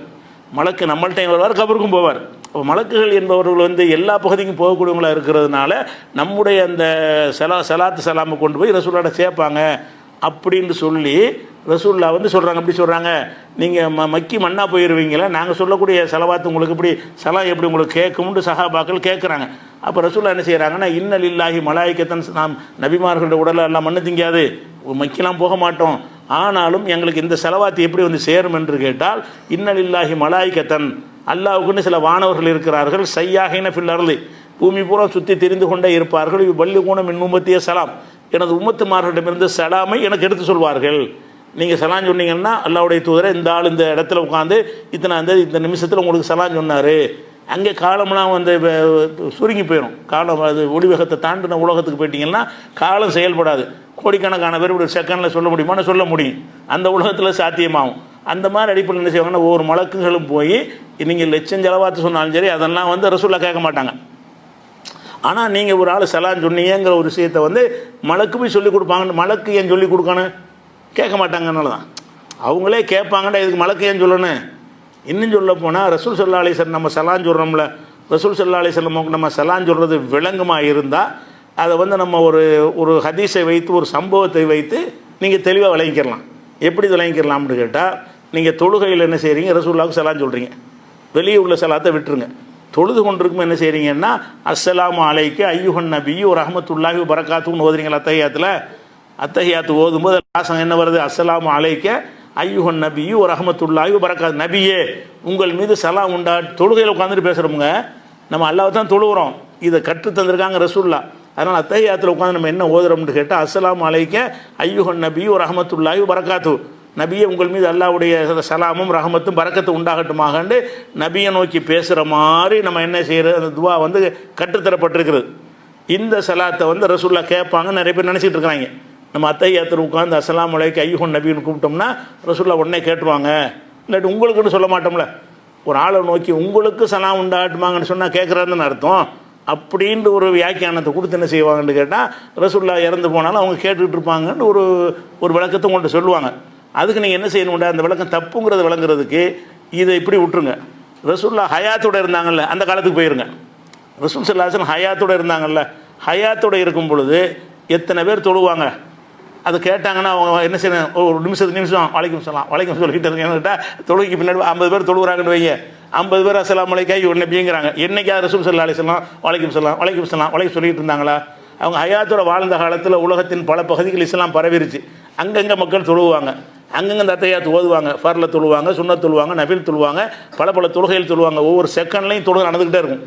ஒவ்வொரு செகண்ட்லையும் ஏதாச்சும் ஒரு தொழுகை நடந்துக்கிட்டே இருக்கும். அப்போ ஏதாச்சும் ஒருத்தர் எங்கேயா இருந்துக்கிட்டு அஸ்ஸலாமு அலைக்கும் ஐயுஹன் நபின்னு ஓதுவார். அது ரசூலுல்லாஹ் கேட்குமாக இருந்தால் அவங்க மதீனாவில் இருக்கும்போது இது டெஸ்ட் பண்ணுற உலகமாச்சுல, மண்ணுக்குள்ளே நடக்கிறது தெரியாது, மண்ணுக்கு மேலே உள்ளது தெரியும்ல. மண்ணுக்குள்ளே அடக்கம் பண்ணிட்டா என்ன நடக்குன்னு உங்களுக்கு தெரியாது. மண்ணுக்கு மேலே வாழ்ந்தாங்கல்ல, அப்போ சலான்னு சொன்னால் தெரிஞ்சு போயிரும்ல. அப்போ ரசூல் ஸல்லல்லாஹு அலைஹி வஸல்லம் என்னைக்காவது உட்காந்துட்டு அலைக்கும் சலாம் சொன்னாங்களா? ஏங்க இப்படி சொல்கிறீங்கன்னுட்டா உலகம் பூரா சலாம் சொல்லிகிட்டே இருக்கிறாங்க, அதுக்கு தான் நான் பதில் சொல்கிறேன்னு ரசூலுல்லாஹ் சொன்னாங்களா? அவங்க வாழ்ந்த காலத்தில் ஒரு நாள் கூட அலைக்கும் சலாம் சொன்னதே கிடையாது. ஏன் சொன்னது கிடையாது? நீங்கள் தொழுகையில் ஒரு சலாம் உங்களுக்கு கேட்டது கிடையாது. துன்யாவில் இருக்கும்போது ஹயாத்தோடு இருக்கும்போது நீங்கள் வாய்க்குள்ளே ஒரு சலாம் அவங்களுக்கு கேட்காதுன்னு சொன்னால் மௌத்துக்கு பிறகு கேட்குமா? இந்த உலகத்தில் வாழ்ந்துக்கிட்டு இருக்கும்போது அஸ்ஸலாமு அலைக்கும் நம்ம ரசூலுல்லாஹ் காலத்தில் வாழ்றோன்னு வச்சுக்கிறீங்க. இப்போ நீங்கள் எல்லோரும் ரசூலுல்லாஹ் காலத்தில் இருக்கிறீங்க, நீங்கள் அஸ்ஸலாமு அலைக்கும் ஐயுஹன் நபியுங்கிறீங்க, நபியை உங்களுக்கு சலாம் உண்டாகட்டுமாங்கன்னு சலான்னு சொல்கிறீங்க. இது ரசூலுல்லாஹ் கேட்டாங்கன்னா பதில் சொல்லணும்ல. சலாத்துக்கு பதில் சொல்கிற கடமைன்னாங்களே, ஒரு முஸ்லீம் இன்னொரு முஸ்லீமுக்கு செய்கிற கடமையில் ஒரு கடமை அது ரத்து சலாம், சலாமுக்கு பதில் சொல்வது ஒரு கடமைன்னு சொல்லி தந்துட்டாங்க. அப்போ நீங்கள் அஸ்ஸலாமு அலைக்கும் ஐயுஹன் நபின்னு சொல்கிறீங்க, ரசூலுல்லாஹ் காலத்தில் வாழ்கிறீங்க, ரசூலுல்லாஹ் அங்கே உட்காந்துருக்காங்க, நீங்கள் பாட்டு அத்தையாத்து ஓதுறீங்க, ஒரு ஆள் கூட என்ன செய்ய ரசூலுல்லாஹ் அலைக்கும் சலாம்னு சொல்லலை. ஏன் சொல்லலை? நீங்கள் உங்களுக்குள்ளே ஓதுன்னு உங்களுக்கு தெரியலை. பூமியில் வாழும்போது ஹயாத்தோடு வாழும்போது நீங்கள் உசுரோடு இருக்கிறீங்க, அவங்களும் உசுரோடு இருக்கிறாங்க, ஆனால் நீங்கள் சத்தம் போட்டு ஓதலை. அதனால நீங்கள் அஸ்ஸலாமு அலைக்கும் ஐயுஹன் நபின்னு ஓதுனது உங்களுக்கு கேட்கவே இல்லை. அவங்க பேசாமல் தான் இருந்துக்கிட்டு இருக்காங்க, பதிலே சொல்லலை. அப்படி இருக்கும்போது மௌத்துக்கு பிறகு கேட்பாங்க. மௌத்துக்கு பிறகு கேட்கலைங்கிறதுக்கு உசுரோடு இருக்கும்போது கேட்கலைங்கிறது பெரிய ஆதாரமாச்சா? உசுரோடு இருக்கும்போது கேட்டது இல்லையே. அதனால் இதை தப்பாக என்ன செய்கிறாங்க, இந்த அல்லாஹ்வுடைய பாதையில் கொல்லப்பட்டவர்கள் உயிரோடு இருக்கிறார்கள் என்பதை தப்பாக பண்ணிக்கொண்டு அதுக்கு சார்பாக இதெல்லாம் ஒன்றா நிப்பாட்டுவாங்க. இதெல்லாம் ஒன்றா நிப்பாட்டி என்ன செய்யாங்க, அவங்களுக்கு கேட்கத்தானே செய்கிறது, உசுரோடு தான் இருக்கிறாங்க, அப்போ கபூரில் எதுக்கு சலாம் சொல்கிறேன்னு கேட்பாங்க. அடுத்து கேட்பாங்க, அடே தெளிவாக ரசூலுல்லாஹ் விளக்கம் சொல்லிட்டாங்கல்ல, உசுரோடு இருக்கிறதுக்கு அர்த்தம் என்ன, சொர்க்கத்தில் பறவை வடிவத்தில் இருக்கிறாங்கன்னு ரசூலுல்லாஹ் விளக்கம் சொல்லிவிட்டாங்க. அது அல்லாஹ்வுடைய பாதையில் கொல்லப்பட்டவங்களுக்குன்னு வேறு சொல்லிவிட்டாங்க. அப்படிங்கும் பொழுது நீ என்னத்துக்காக வேண்டி வகவையா சலான் சொல்கிறீங்க அப்படி சொல்கிறீங்கன்னு கேட்குறாங்க. சலான் சொல்வதுக்கு அதே அர்த்தம் தான். நான் கபூரில் போனால் சலான் சொல்கிறோம்னு சொன்னால் அவங்க பதில் சொல்லுவாங்கங்கிறக்கா சொல்கிறோம். பதில் சொல்லுவாங்கன்னா எனக்கு கேட்குற மாதிரி சொல்லட்டும். அவர் நீ நினைக்கிற மாதிரி உசுரோடு இருப்பாரே, ஆனால் அவரை எனக்கு எப்படி பதில் சொன்னவர் அஸ்ஸலாமு அலைக்கும் வலைக்கும் சலாம் எல்லாத்துமே நல்லா இருக்கலான்னு கேட்கணும்ல, ஒரு நாள் கூட கேட்டது இல்லையா? அப்போ கேட்குறா நீங்கள் நினச்சிக்கிறீங்க, அதனால் அதெல்லாம் ரசூலுல்லாஹ் கேட்கலன்னா இவர் இப்படி கேட்குங்க. ரசூலுல்லாஹ்வுக்கே மலக்குகள் தான் போய் எத்தி வைக்கணுமா இருந்தால் நீங்கள் கப்ரிஸ்தானில் போயிட்டு அஸ்ஸலாமு அலைக்கும்னா அவர் கேட்கவா செய்யும்? இல்லை. அஸ்ஸலாமு அலைக்கும்னா என்ன செய்கிறதுன்னு கேட்டால் அது அந்த ஒரு பாடம், நம்ம உங்களுமே சலாம் உண்டாட்டுமாங்கன்னு நாங்கள் உங்களுக்கு துவா செய்கிறோம்னு சொல்லி நம்ம அவர்களுக்கு துவா செய்வதை முன்னிலையாக சொல்கிறோம். படற்கையாக சொல்லக்கூடிய இடத்த நம்மளாக என்ன செய்கிறோம், முன்னிலையாக சொல்லிடுறோம். சொல்லிட்டு என்ன செய்யணும், அந்த துவாவுலையே நீங்கள் கொஞ்சம் முன்னாடி போயிட்டீங்க, நாங்கள் பின்னாடி வந்துக்கிட்டே இருக்கிறோம், அந்த துவாவுலே வரும். ஜியாரத்துக்கு சொல்லி தந்த துவா இருக்குல்ல, அஸ்ஸலாமு அலைக்கும் யா அஹ்லல் குபூர்னு இருக்கும்ல, அதில் என்ன இருக்குது, அன்தும் சலஃபுனா, நீங்கள் கொஞ்சம் முன்னாடியே போயிட்டீங்க, ஒன்று அகுனு பில்லா சார் நாங்கள் பின்னாடி வந்துக்கிட்டே இருக்கிறோம் அப்படின்னு மரண யாபத்தை உண்டாக்கி கொள்வதற்கு தான் இந்த துவாவை கூட கற்று தந்தாங்க. அதனால் இந்த சலாமையெல்லாம் கொண்டாந்து ஆதாரம் காட்டக்கூடாது. சலாம் சொன்னால் கேட்குதுன்னு அர்த்தம் கிடையாது. நம்ம குழந்தைய கூட வச்சுட்டு கண்ணே மணியன்னு கொஞ்சம் குழந்தை கேட்குமா? கேட்டாலும் கேட்கட்டாலும் சொல்லிகிட்டு இருப்போம். நம்ம அன்பை காட்டுற நோக்கமே தவிர கண்ணை என்று குழந்தையை கூப்பிடுகிறார், அதனால் அந்த குழந்தையை கேட்க முடியாது சொன்னால் என்ன செய்வீங்க?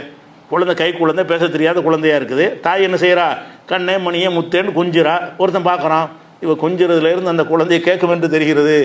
அது குழந்தைக்கு இது கேட்குமான்னு தனியாக முடிவு பண்ணு. கேட்கான்னு தெரியல, இப்போ இதுக்கு கேட்குறதுக்காக சொல்லலை, செத்தவனை கேட்குமான்னு தனியாக முடிவு பண்ணு. கேட்கான்னு முடிவு பண்ணால் கேட்கான்னு மாதிரி அதை விளங்கு. கண்ணே மணியங்கிறது எப்படி விளங்குறீங்க? குழந்தைய ஒரு தாய் கூப்பிட்டாள்னு சொன்னால் அது கேட்குங்கிறது கூப்பிட்றாங்களா, என்னத்தை கூப்பிட்றா? அவள் என்னுடைய அவருடைய மனசில் உள்ள ஆதங்கத்தை கொட்டிக்கிறான். நான் அந்த குழந்தை மீது அன்பு வைத்திருக்கிறேன்னு உலகத்துக்கு சொல்கிறதுக்காக என்ன செய்கிறா, அந்த வார்த்தையை சொல்கிறாளே தவிர நம்ம கண்ணை என்றவுடன் அந்த கண்ணை மாதிரி வர்ணிச்சு சொல்கிறாங்க, மூக்கு என்றவுடன் மூக்கு மாதிரி நம்மளை வர்ணிக்கிறாங்க, முத்து மாதிரி நம்ம அதெல்லாம் விளங்காது. செய்ய அந்த குழந்தைக்கு ஒன்றுமே விளங்காது. வார்த்தையில் அந்த வாசகமே விளங்காது, அதனுடைய மீனிங்கும் விளங்காது. அப்படி இருக்கும்போது கொஞ்சிறீங்களா இல்லையா? அதே மாதிரி நான் ஒரு நிவா பாட்டில் படிக்கிறார், தென்றல் காற்றே கொஞ்சம் நில்லும்னு கூப்பிட்றாரு. காற்றுக்கு விளங்குமா? தென்றல் காட்டே கொஞ்சம் நெல்லி திருநபியிடம் போய் சொல்லணுன்னு ஒரு பாட்டு படிக்கிறாரு. அப்போ தென்றல் காட்டு விளங்கும். காற்று என்ன செய்ய நம்ம சொல்கிறது விளங்க முடியும், வேணா விளங்குவானா? அது சும்மா கவிஞர்கள் கற்பனையில் கூட கூட சொல்லுவாங்க, அப்படி தானே விளங்கிட்டு போகிறீங்க. அந்த மாதிரி தான் விளங்கிக்கணுமே தவிர நமக்கு தெளிவான ஆதாரத்தை கொண்டு சட்டம் எடுக்கணும். தெளிவான ஆதாரம் என்ன? அவங்க கபூரில் அந்த பறவை கூட்டில் உயிரோடு இருக்கிறாங்க, துன்யாவில் உயிரோடு இல்லை. தெளிவான வாசகம் என்ன? நீங்கள் சலாம் சொன்னால் எனக்கு கேட்காது, மலக்குமாறு தான் எனக்கு ஒன்றா சேர்ப்பாங்க. இது தெளிவான வாசகங்கள். அதை கொண்டு முடிவு பண்ணணும். சலாத்து கூட பதில் சொல்ல முடியாது. அதான் யதார்த்த நிலைமை. ஷஹீதாக இருந்தாலும் மற்றவங்களா இருந்தாலும். அடுத்து என்னென்னு கேட்டால், இன்னொரு கள்ளத்தனை என்ன பண்ணுறாங்கன்னு கேட்டால், இது அல்லாஹ்வுடைய பாதையில் கொல்லப்படுறவங்களுக்கு தானே சொல்லப்படுது. இதை பிராடாக்கி விசாலமாக்கி என்ன செய்கிறாங்கன்னு கேட்டால், சும்மா நம்ம மகானு பெரியாருன்னு செத்து போகிறாங்கல்ல, அவங்களெல்லாம் அந்த லிஸ்ட்டில் சேர்க்குறாங்க. சேர்த்து அல்லாஹ்வுடைய பாதையில் இறந்து போயிட்டாருன்னு இவங்களாம் சொல்கிறாங்க. ஒரு மனிதன் அல்லாஹ்வுடைய பாதையில் இறந்தான்றது எப்படி கண்டுபிடிப்பீங்க? ஒரு மனுஷன் உயிரை தியாகம் பண்ணிட்டான்னு வைங்க, ஷஹீதாவை ஆயிட்டான். அவன் அல்லாவுக்காக தான் ஷஹீதானா என்பது உங்களுக்கு கண்டுபிடிக்க இயலுமா? எனக்கு உசுறு போனதை கண்டுபிடிப்பீங்க. அவனோட நோக்கம் என்னன்னு உங்களுக்கு கண்டுபிடிக்க இயலுமா? போரில் வெட்டி கொல்லப்பட்டுட்டான், அல்லாஹ்வுடைய அப்படி சொல்ல முடியுமான்னு சொல்ல முடியாது. ஏன்னு கேட்டால் அதை கொண்டாடுறதுக்காக வேண்டி அல்லாஹ் சொல்லியிருந்தான்னு சொன்னால், அவங்கள ஷஹீதுன்னு கண்டுபிடிச்சி கொண்டாடணும் என்பதற்கு சொல்லியிருந்தால் அதை உங்களால் கண்டுபிடிக்க இயலணும். கண்டுபிடிக்க இயலாத, அவன் கொல்லப்பட்டது மட்டும்தான் உங்களுக்கு தெரியுமே தவிர அவன் அல்லாஹ்வுடைய பாதையில் கொல்லப்பட்டான்னு இப்படி சொல்லுவீங்க. அப்போ அவங்க உயிரோடு நினைக்காதீங்க, செத்தவன் நினைக்காதீங்கன்னா அவனை அல்லாஹ்வுடைய பாதையில் கொல்லப்பட்டது தெரிஞ்சால் தானே எனக்கு செய்ய முடியும். அப்படின்னா இது எப்போ சாத்தியமாகும்னா, ஒவ்வொருத்தனும் செத்தவனை இவன் அல்லாஹ்வுடைய பாதையில் கொல்லப்பட்டவன், இவன் அது புகஸ்துதிக்காக கொல்லப்பட்டவன் உங்களை கண்டுபிடிக்க இயலுமா? அப்போ ரசூலுல்லாஹ் என்ன செய்கிறாங்க, மறுமை நாளில் 3 பேரை எல்லாம் நிப்பாட்டி விசாரிப்பான். முஸ்லீமில் வரக்கூடிய ஆதாரப்பூர்வமான ஹதீஸ். ஒரு பணக்காரன், ஒரு உயிர் தியாகி, ஒரு பணக்காரன வள்ளல், ஒரு மார்க் அறிஞர். ஒரு பணக்காரனாகி ஒரு கொடை வள்ளல், ஒரு உயிர் தியாகி, ஒரு மார்க் அறிஞர், 3 பேர் எல்லாம் விசாரிப்பான் மறுமையில். மார்க் அறிஞர் கூப்பிட்டு என்ன கேட்பான்னா, உனக்கு அறிவெல்லாம் கொடுத்து என்ன பண்ணேன்னு கேட்பான். அவன் என்ன செய்வான், உனக்காண்டி ஒரு ரூபாய் பிரச்சனை பண்ண, மார்க்கத்தை எடுத்து சொன்னேன்னு அவன் சொல்லுவான். அதுக்கெல்லாம் என்ன செய்வான்னா, கதத்தை போய் சொல்கிற, நீ இதெல்லாம் சொன்னாய், எதுக்கு சொன்னான்? லீவ் கால் அன்னக்க காரி உன்னை அறிஞர்னு பாராட்டணும் தான் நீ சொன்னாய். உனக்கு அறிவை தந்தேன், நீ பிரச்சாரம்லாம் பண்ணுன, எனக்கா நீ பண்ணலை. இப்படி செஞ்சால் மறுமையில் அல்லாஹ் கூலி தருவான். நீ பண்ணவே இல்லை. நம்மளை ஒரு பேச்சாளர்னு எல்லோரும் மதிக்கணும், நம்மளை அறிஞர்னு எல்லோரும் போட்டணும், அதுக்கு தானடா செஞ்ச. நீ என்ன இங்கே கூலி கேட்குற? இழுத்து செல்லுங்கள்னு நல்லா சொல்லிடுவான். யாரை? மார்க்கத்தை கற்று பிரச்சாரம் பண்ணியிருப்பார். பிரச்சாரம் பண்ணாலாம் பொய் கிடையாது. பிரச்சாரம் பண்ணும்போது இங்கே வேறு நோக்கம் இருக்குது. பிரச்சாரம் பண்ணும்போதே காசு சம்பாதிக்கிறதோ புகழ் அடைவதோ பெருமையோ நோக்கமாக இருந்துச்சுன்னு வைங்க, அதுக்கு அல்லாட்ட எப்படி கூலி எதிர்பார்க்க முடியும்? இழுத்துட்டு போங்கன்றுவான். அதே மாதிரி வள்ளலை கூப்பிட்டு கேட்பான்ல, கொடை வள்ளலாக இருப்பார், வாரி வாரி வழங்கி இருப்பார். உனக்கு இவ்வளோ செல்வத்தை கொடுத்து என்னடா பண்ணேன் நல்லா கேட்பான். அள்ளி கொடுத்தனேம்மா, கொடுத்தான் இருப்பான், நெசமாக கொடுத்துருப்பான், கஞ்ச பையில இருக்க மாட்டான், நல்லா தான் கொடுத்துருப்பான். அல்ல என்ன செய்வான், நீ கொடுத்தலாம் சரிதாப்பா, நீ எதுக்கு கொடுத்த? கொடை வள்ளல்னு பாராட்டுன்னு தானே கொடுத்த, அதை பாராட்டிட்டாங்களே, இதை செஞ்சு அல்லாட்ட கூலி கிடைக்கும், பெரிய தரஜா கிடைக்கும் அப்படின்னு நினச்சிக்கு நீ தான தர்மம் செஞ்சால் தான் என்கிட்ட கூலி எதிர்பார்க்கலாம். நீ அந்த கொடை வள்ளல்னு கொடுக்கும்போது நம்மளை போஸ்ட் அடித்து ஒட்டுவாங்க, நம்மளை வள்ளல்னு பாராட்டுவாங்க, பாராட்டுகள் நடத்துவாங்க, மேடை போட்டு பாராட்டுவாங்க, புகழ்வாங்க, 4 தலைமுறைக்கு பேசுவாங்க. என்ன நீ செஞ்ச? அது பேசிட்டாங்க. நீ எதை எதிர்பார்த்தே உலகத்தில் கிடச்சி போச்சு, இழுத்துட்டு போங்கன்றான்லாம். அடுத்து யார் வருவான்னா, அந்த ஷஹீது வருவார். யார்? உயிர் தியாகம் பெரிய தியாகம்ல, அதை செஞ்சவர் வருவார். அவற்றெல்லாம் விசாரிப்பான். நீ என்னடா செஞ்ச? உனக்கு திரகாத்திரமான ஒரு உடலை தந்திருந்தனே, சக்தியை தந்திருந்தனே, வீரத்தை தந்திருந்தனே, நீ என்ன செஞ்சாய்? என் உயிரையே கொடுத்துட்டனே அப்படிமா. நீ என் உயிரை கொடுத்த, அதெல்லாம் சரி, எது கொடுத்த? நம்மள அன்னக்கும் ஜரி உன் யுகால் அன்னக ஜரி உன், பெரிய வீரன் என்று போற்றன்னு தானே சொன்னேன். எதுக்காக நீ உயிரை கொடுத்த? நம்மளை 4 பேர் நம்ம செத்தாலும் பரவாயில்லை, நமக்கு பிந்தி பாராட்டிகிட்டு இருப்பாங்க. நம்ம மூத்தா போன பிறகு கூட நம்மளை பற்றி என்ன செய்யணும்? வீரன் என்று மக்கள் பேசணும். இப்போ மக்கள் பேசணுங்கிறது தான் நீ போய் உசுரை கொடுத்தியே தவிர, இது உயிரை தியாகம் பண்ணால் ஒரு தரஜா இருக்குன்னு நீ கொடுக்கவே இல்லை. அப்போ உனக்கு கிடையாதுங்கிறான். அப்படி இருக்கும் பொழுது இப்போ அல்லாஹ்வுடைய பாதையில் கொல்லப்பட்டு இப்படி கண்டுபிடிப்பீங்க? அல்லாஹ்வுடைய பாதையில் கொல்லப்பட்டதை வச்சு மட்டும் கண்டுபிடிக்க முடியுமா? உள்ளத்தில் உள்ளதையும் சேர்த்து இருந்தால் தான் கண்டுபிடிக்க முடியும். அவன் எதுக்காக கொல்லப்பட்டான்னு உங்களுக்கு தெரிஞ்சால் தான் அவன் அல்லாஹ்வுடைய பாதையில் கொல்லப்பட்டான்னு உங்களுக்கு தீர்மானம் பண்ண முடியும். அப்போ இது கொல்லப்பட்டவனை தேர்ந்தெடுத்து தேடி பார்த்து கொண்டாடுவதற்கு சொன்னது கிடையாது. யார் யாரெல்லாம் அல்லாஹ்வுடைய பாதையில் கொல்லப்பட்டாங்கன்னு தேடி பார்த்து அவர்களை கொண்டாடுவது, அவங்கள்ட்ட பிரார்த்தனை செய்வது, அவங்கள்ட்ட வழிபாடு நடத்துவது, தர்கா கட்டுவது சொல்லப்பட்டது இல்லை. இது எதுக்கு சொல்லப்பட்டுச்சுன்னு கேட்டால், அல்லாஹ்வுடைய பாதையில் கொல்லப்பட்டவங்க உயிரோடு இருக்கிறாங்கன்னு கேட்டால், நீனும் அப்படி கொல்லப்பட்டாயானால் நீனும் உயிரோடு இருப்பாய். அதுக்கு தான் உங்களை இந்த யாகம் செய்ய தூண்டுவதற்கு தான் இது சொல்லப்பட்டுச்சு. நீங்கள் அந்த அர்த்தத்தில் சொன்னீங்கன்னு சொன்னால் முதல்ல நம்ம கண்டுபிடிக்க முடியணுமே. அல்லாஹ்வின் பாதையில் கொல்லப்பட்டவர்களை இறந்தவன்னு நினச்சிடாதீங்க, உசுரோடு இருக்கிறான்னு கொண்டாடிட்டுறீங்க அப்படிங்கிறதுக்கு இது அல்லாஹ் சொல்லியிருப்பானே. ஆனால் அப்போ அல்லாஹ்வுடைய பாதையில் கொல்லப்பட்டவனை நீங்கள் கண்டுபிடிக்க இயலணும். எந்த மனுஷனையாவது அல்லாஹ்வுக்காக தான் கொல்லப்பட்டான்னு கண்டுபிடிக்க இயலுமா? ரசூலுல்லாஹ்வுடைய காலத்தில் ஒரு போர் நடக்கிற, அந்த போரில் என்ன செய்கிறாருன்னா, ஒரு ஆள் பயங்கரமாக பாரதூரமாக வீரத்தையெல்லாம் காட்டி போர் செய்கிறாரு. அப்போ பார்க்குறவங்களாம் நினைக்கிறாங்கன்னா இந்த ஆள் வந்து இருக்கிற நம்மளெல்லாம் மிஞ்சின அளவுக்கு போர்க்களத்தில் களமாடுறாருன்னு எல்லோரும் பேசிக்கிறாங்க. பேசிக்கிட்டவொன்னே என்ன செய்கிறாங்கன்னா ரசூலுல்லாஹ்ட்ட வந்து சொல்கிறாங்க, அல்லாஹ்வுடைய தூதரே ஒரு ஆள் இந்த ஆள் பயங்கரமாக போர் செய்கிறாரு, எதிரிகள் கூட்டத்தில் புகுந்து அடிக்கிறாரு, உசுருக்கு பயப்படவே மாட்டேங்கிறாரு, அப்படி ஒரு நல்ல சொர்க்கவாசியாக இருக்கிறாருன்னு ரசூலுல்லாஹ்ட்ட வந்து சொல்கிறாங்க. ரசூலுல்லாஹ் என்ன செய்கிறாங்கன்னா இன்னும் நகலினார், அவர் நரகவாசிங்கிறாங்க.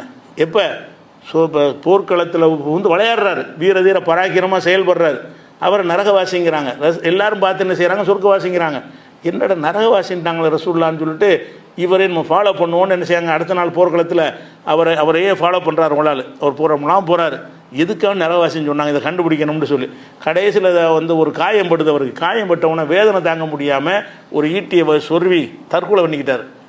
வேதனை அதிகமானவொன்னே வேதனை தாங்க முடியாமல் தற்கொலை நரகம் தானே, நரகவாசி ஆகிட்டாருவாங்க. அப்போ அல்லாஹ்வுடைய பாதையில் போர் செய்கிறது எல்லாரும் சொர்க்கவாசி நினைக்கிறாங்க. ரசூலுல்லாஹ் என்ன செய்கிறாங்கன்னா, நீ வந்து அது முறைப்படி செத்தா தான் ஷஹீது, செத்தவன்லாம் ஷஹீது கிடையாது, அதுக்குரிய முறைப்படியாக செத்துருக்கணும், இது முறைப்படி சாவலை, அதனால இவர் வந்து ஷஹீது கிடையாது, நரகவாசிங்கிறாங்க. அவ்வளோ விஷயங்கள் இருக்கும் பொழுது இங்கே அல்லாஹ்வுடைய பாதையில் அவர் ஷஹீதுன்னு கண்டுபிடிக்க இயலாது உங்களுக்கு. அப்போ ஆளை கண்டுபிடிக்க இங்கே சொல்லவே இல்லை, நீனும் ஷஹீதாகவும் சொல்லப்படுது. நீ அல்லாஹ்வுடைய பாதையில் கொல்லப்பட்டால் உனக்கு அந்த அந்தஸ்து கிடைக்கும் அப்படின்னு ஒவ்வொருவனும் உயிர் தியாகம் செய்யணும் என்பதற்காக வேண்டி தான் இது சொல்லப்பட்டுச்சு. அது மாதிரி அவுலியாவை எப்படி கண்டுபிடிப்பீங்க, ஷஹீதையும் கண்டுபிடிக்க முடியாது. ஒருத்தர் மகான்கிறீங்க, மகான் எப்படி கண்டுபிடிக்கிறது, மகானுக்கு அர்த்தமே என்ன, அலா இன்ன அவுலியா அல்லாஹிலா ஹவுஃபுன் அலைஹிம் வலாஹும் யஹ்சனூன், அல்லாஹ்வுடைய இறை நேசர்களுக்கு அவுலியாக்களுக்கு என்ன இல்லை, கவலை இல்லை, பயம் இல்லைன்னு அல்லாஹ் சொல்லிடுறான். சொல்லிட்டு அவுலியாண்டா யார், அல்லது நாம காணும் எத்தக்கூன், யார் நம்பிக்கை கொண்டு இறையச்சத்தோடு இருக்கிறார்கள் அவர்கள் தான்கிறான். அப்போ இறையச்சோடு இருக்கிறாருங்க எப்படி கண்டுபிடிப்பீங்க, பெரிய தாடி தலப்பாக வச்சுருக்காரு, இறையச்சம் இல்லை, அப்படி அவுலியாவார் அவர், நீங்கள் அவுலியாவை நீங்கள் எப்படி கண்டுபிடிப்பீங்க, ஜிப்பா பார்த்து கண்டுபிடிப்பீங்க, தலப்பாவை பார்த்து கண்டுபிடிப்பீங்க, தாடியை பார்த்து கண்டுபிடிப்பீங்க, தஸ்மி மணி உருட்டுறதை பார்த்து கண்டுபிடிப்பீங்க. ஒரு அப்பாய் மாதிரி தூஞ்ச வச்சுக்கிட்டு இருந்தால் அது அவுளியான்னு நினச்சிருவீங்களே தவிர அவுளியாவுக்கு அளவுகோல் என்ன, இங்கே இருக்கணும், தக்குவா இருக்கணும், அல்லது நாமனும் காணும் எத்தக்கூன், யார் நம்பிக்கை கொண்டவர்களாகவும் இறையச்சமுடையவர்களாக இருக்கிறார்கள் அவர்கள் தான் அவுலியாக்கள்னு ரசூல் அல்லாஹ் குர்ஆனில் சொல்லி காட்டுறான். அவுலியாவுக்கு இலக்கணம் என்ன, அவுலியாவுக்கு இலக்கணம் ஈமான் இருக்கணும், தவக்கல் தக்குவா இருக்கணும், இறை நம்பிக்கை இருக்க வேண்டும், இறை எச்சம் இருக்க வேண்டும். இது ரெண்டும் மனுஷனால் கண்டுபிடிக்கலுமா? ஒரு மனுஷனுடைய உள்ளத்தில் ஈமான் இருக்குது, தக்குவா நடிக்கிறவங்க, நம்மளோட தக்குவா உள்ளவன்ட்ட ஜாஸ்தியாக நடிப்பாங்க. எவன்கிட்ட ஈமான் தக்குவா இல்லை அவன் வந்து ஈமான் தக்குவா உள்ளவனை விட பிரமாதமாக நடிப்பான். அந்த இறையச்சம் இருக்கிற மாதிரி காட்டுற மாதிரி அவனோட நட்ட உட்ட பாவனை பேச்சு எல்லாமே இருக்கும். அப்படி நம்ம ஏமாற்றிட்டு போயிடணும் அவங்கள. அப்போ ஒரு மனிதனை நல்லடியார்னு கண்டுபிடிக்கவே இயலான்னு சொல்லும்போது என்னப்பா நல்லடியாரை கொண்டாடுற பேச்சு எப்படி இஸ்லாத்தில் வரேன், கண்டுபிடிச்சாதானே கொண்டாட முடியும், கண்டுலாம் பிடிக்கல. நல்லடியார்களுக்கு சில அந்தஸ்து இருப்பதாக சொல்லப்பட்டுச்சுன்னு சொன்னால் நீனு அந்த அந்தஸ்தை அடைய பாரு, முயற்சி பண்ணு அப்படிங்கிறது தான் சொல்லப்படுது. அதை வளைக்கணும். அதனால் இந்த மாதிரி உள்ள இறந்தவர்கள்ங்கிற விஷயத்தை வந்து அப்படி புரிஞ்சிக்கிற கூடாது. இது இந்த அகையான் உயிரோடு உள்ளவர்கள்னு வர்றதுக்குரிய அர்த்தம் சொல்லட்டுமா. அதே மாதிரி வந்து இன்னொரு விளங்க வேண்டிய இன்னொரு விஷயம் இருக்குது. என்னென்னு கேட்டால், அல்லாஹ் வந்து என்ன செய்கிறான்னா அவனை பற்றி பல இடங்களில் சில சிவத்தில் சில தன்மைகளை சொல்லி காட்டுறான். அந்த தன்மைகளை சொல்லக்கூடிய வசனங்களை வந்து முஸ்லீம்களில் சில பேர் என்ன செய்கிறாங்கன்னு கேட்டால், அல்லாஹ்வை பற்றி பேசுகிற தன்மைகளுக்கெல்லாம் ஒரு வியாக்கியானம் கொடுத்துட்டு போயிடுறாங்க. சில ஆளுக்கு என்ன செய்கிறாங்கன்னா அல்லாஹ்வை பற்றி பேசுகிற அனைத்துக்குமே நேரடி அர்த்தம் செஞ்சுட்டு போயிடுறாங்க. ஆனால் அப்படி புரிய ரெண்டுமே தப்பு. அல்லாஹ்வை பற்றி பேசக்கூடிய விஷயங்களில் உதாரணமாக அல்லாஹ் கை இருக்குன்னு வருதுவீங்க, கை இருக்குன்னா கை தான். நீ ஒரு மனுஷனுடைய கை இருக்குன்னா கைன்னு தானே விளங்குறீங்க. அல்லாஹ் கை இருக்கிறது, கையால் ஆதம் அலைஹிஸ்ஸலாத்தை படைத்தான் அப்படின்னா அவனுக்கு கை இருக்குன்னு தான் விளங்கணும், மாற்று அர்த்தம் கொடுக்கக்கூடாது. அதே மாதிரி அல்லாஹ்வுக்கு முகம் இருக்குன்னு சொல்லப்பட்டால் என்ன செய்யணும், முகம்னு தான் அர்த்தம் செய்யணும், வேறு அர்த்தம் கொடுக்கக்கூடாது. ஏன்னா முகத்துக்கு என்ன அர்த்தம் அந்த அர்த்தம் தான் கொடுக்கணும். அதே நேரத்தில் வந்து என்ன செஞ்சாங்கன்னா அந்த காலத்து அறிஞர்கள் ரெண்டு குரூப்பாக பிரிஞ்சாங்க. ஒரு சார் என்ன பண்ணாங்கன்னா அல்லாஹ்வுடைய கையின்னா அல்லாஹ்வுடைய சக்தி, அல்லாஹ்வுடைய குதிரத்து வல்லமைன்னு அர்த்தம் செய்யணும். அல்லாஹ்வுடைய முகம்னு சொன்னால் அல்லாஹ்வுடைய கவனம்னு அர்த்தம் செய்யணும். முகம்னு அல்லாஹ்வுக்கு இல்லை அப்படிங்கிற மாதிரி ஒரு சாரார் புரிஞ்சாங்க. இன்னொரு சாரார் நினைஞ்சாங்கன்னா அந்த காலத்தில் வந்து இல்லை அல்லாஹ் அவனை பற்றி உங்களுக்கு சொல்லித்தர்றான், ஒரு மொழியில் என்ன அந்த சொல்லுக்கு அர்த்தம் இருக்குது அந்த அர்த்தத்தை கொடுத்துட்டு போங்க. கையின்னா கை தானே அர்த்தம், ஆனால் அந்த அர்த்தம் கொடுக்க முடியாமல் வரும்போது மட்டும் வேறு அர்த்தம் கொடுக்கலாம். கைங்கிற அர்த்தம் கொடுக்க நம்ம முயற்சி பண்ணுறோம், அந்த இடத்துல பொருந்தலை. இப்போ பொதுவாக எடுத்துக்கிறோமே, மனிதனுடைய கையே இருக்குன்னு வைப்போமே, உங்களுடைய கையின்னா எதோ எடுத்துக்கிறவீங்க, கையை தான் எடுத்துக்கிறவீங்க. அவர் கையை நீட்டினார்னு என்ன செய்வீங்க, அவர் கையை தான் எடுத்துக்கிறவீங்க. ஆனால் சில நேரத்தில் வந்து இந்த கைங்கிற அர்த்தம் வந்து கொடுக்க முடியாமல் இருக்கும். அந்த இடத்துல என்ன செய்யலாம்னா கைக்கு வேறு அர்த்தம் சக்தின்னு என்ன செய்யலாம், உங்களுடைய கைவசத்தில் உள்ள பொருள்கள்னு வரும். கைவசத்தில்னா கைவச காசை வச்சுக்கிட்டா இருப்போம் ஒருத்தன், கைவசத்துனா அவன் பேரில் பேப்பர் எழுதப்பட்டிருக்கான், அதான் கைவசம். வழங்குதா? கைவசம்ங்கிறது கைங்கிற அர்த்தத்தில் வரல. அந்த சொல்லில் வந்து வேறு அர்த்தம் கொடுக்க இடம் இருந்தால் வேறு அர்த்தம் கொடுத்துட்டு போயிடுவான். மற்ற இடத்துல என்ன செய்வோம்னா கை உடைஞ்சது, திருடினா கையை வெட்ட சொல்கிறான். சக்தியை வெட்டுறதா கையை வெட்டுறதா? திருடினா கையை வெட்ட சொல்கிறான்ல, திருடினா கையை வெட்ட சொல்கிறான். கை என்றால் சக்தி, சக்தியை வெட்டணும்னா சக்தி எப்படி போய் வெட்டுறது? கையைத்தானே வெட்ட முடியும். அப்போ கை தான் அர்த்தம். அதே மாதிரி தான் வந்து எல்லாத்துக்குமே அப்படி தான் அர்த்தம் செய்கிறோம். அல்லாஹ்வுடைய விஷயத்துக்கு என்ன செய்கிறாங்கன்னா ரெண்டு சாராரும் எக்ஸ்ட்ரீமாக போகிறாங்க. ஒரு சாரார் என்ன பண்ணுறாங்கன்னு கேட்டால் அல்லாஹ்வை பற்றி சொல்கிற எல்லா இடத்துலையும் நேரடி அர்த்தம் தான் செய்யணும். இன்னொரு சாரார் எல்லா இடத்துலையும் வந்து வியாக்கியான மாற்று அர்த்தம் தான் கொடுக்கணும் அப்படிங்கிறாங்க. சரியான பார்வை என்னன்னு கேட்டால் அல்லாஹ்வை பற்றி சொல்கிற இடங்களில் கூட சில இடங்களில் சில இடங்களில் பல இடங்களில் நேரடியான அர்த்தம் கொடுக்குற மாதிரி இருக்கும். சில இடங்களில் நேரடி அர்த்தம் கொடுக்கறது வந்து பொருந்தாமல் போயிடும். நேரடியாக அந்த அர்த்தம் கொடுக்காமல் இருக்க பொருந்தாமல் போயிடும். அந்த வசனங்களில் பூரா என்ன செய்யணும்னு கேட்டால் நம்ம இலக்கிய அர்த்தம் மாற்று அர்த்தம் கொடுத்துக்கிறணும். உதாரணமாக எடுத்துக்கிறோன்னு வைங்களேன், இப்போ அல்லாவுக்கு கை இருக்குது, அந்த முகம் இருக்குங்கிறலாம் என்ன செய்வோம், அல்லாவுடைய காலில் சைதா செய்வார்கள் வருது, நேரடி அர்த்தம் கொடுத்துருவோம். அவனுடைய கையால் பிடிப்பாண்டு வருது, அது வந்து நேரடி அர்த்தம் கொடுத்துருவோம். அவனுடைய முகம் எங்கே இருந்தாலும் அவனுடைய முகம் இருக்குன்னு வருது, முகத்துக்கு நேரடி அர்த்தத்தை கொடுத்துருவோம். அதில் மாற்றுக்கிறது கிடையாது. சில இடங்களில் நேரடி அர்த்தம் கொடுக்க முடியாமல் இருக்கும்ல, அந்த மாதிரி வசனத்தை மட்டும் உங்களுக்கு சொல்கிறேன். ஆனால் இது அல்லாத மற்ற எல்லா இடங்கள்லையும் அல்லாவுக்கு நேரடி அர்த்தம் தான் செய்யணும். அல்லாஹ் அரசின் மீது இருக்கிறான், அரசின் மீது இருக்கிறான், அவ்வளோதான். அரசுன்னா அது ஒரு சிம்மா, ஒரு ஆசனம். ஆசனத்தில் ஒருத்தன் இருக்கிறான்னு கேட்டால் ஒரு உருவம் இருந்தால் தான் இருக்க முடியும். அல்லாஹ் ஒன்றுமில்லாத சக்தின்னு சூனியம்னு சொல்லுவாங்க. சூனியம்னு உள்ளதுன்னு அல்லாஹ் கிடையாது. அல்லான்னு சொன்னால் என்ன செய்யணும், ஒரு சக்தி உள்ளவனாக இருக்க வேண்டும் அப்படிங்கிற ஒரு அர்த்தத்தில் விளங்கிக்கிறோம். அந்த மாதிரி எடுத்து பார்த்தீங்கன்னு சொன்னால் 2வது சூறாவில் 210வது வசனத்தில் ஒரு செய்தி அல்லாஹ் சொல்லி காட்டுறான். என்ன சொல்கிறான்னு கேட்டால், இந்த மனிதர்கள் வந்து இறையச்சத்துக்கு மீறி நடந்துக்கிட்டு இருக்கிறாங்க, இறைவனுக்கு பாவம் செஞ்சிட்டு இருக்கிறாங்க. அவங்கள அழிக்க நினைக்கிறான் அல்லாஹ். அழிக்கதை பற்றி பேசுகிறான். எப்படி பேசுகிறான்னு கேட்டால், இந்த மேகத்தில் வந்து நான் வந்தால் தான் உங்களுக்கு சரியாக வருங்கிறான் அல்லாஹ். மேகத்தில் நான் வருவதைத்தான் எதிர்பார்க்கிறீர்களா அப்படின்னு கேட்குறான்னு வைங்களேன். அல்ல, மேகத்திலே வருவான்.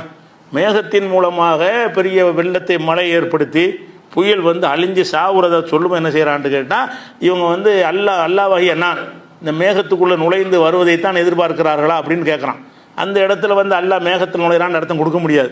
அந்த மேகத்தில் நுழையிறதுக்காக சொல்லப்படவும் இல்லை. எதுக்கு சொல்லப்படுறான்னு கேட்டால், காஃபிர்கள் கெட்டவர்கள் இறையச்சம் இல்லாமல் ஆட்டம் போடும்போது அல்லாஹ் என்ன செய்கிறான்னு கேட்டால், நீ என்னடா எதிர்பார்த்துட்டு இருக்கிறீங்க, நான் வந்து உங்களுக்கு மேகத்தில் வந்து உங்களை காலி பண்ண நினைக்கிறீங்களான்னு இதில் கேட்குறான். அல்லாஹ் எதுக்கு மேகத்தில் வரணும், ஆகண்டாகிட்டு போகுது. அவன் மேகத்தில் வரமாட்டான். மேகத்தில் என்ன செய்வான்னு கேட்டால், அவன் அந்த மழையைத்தான் வர வைப்பான்.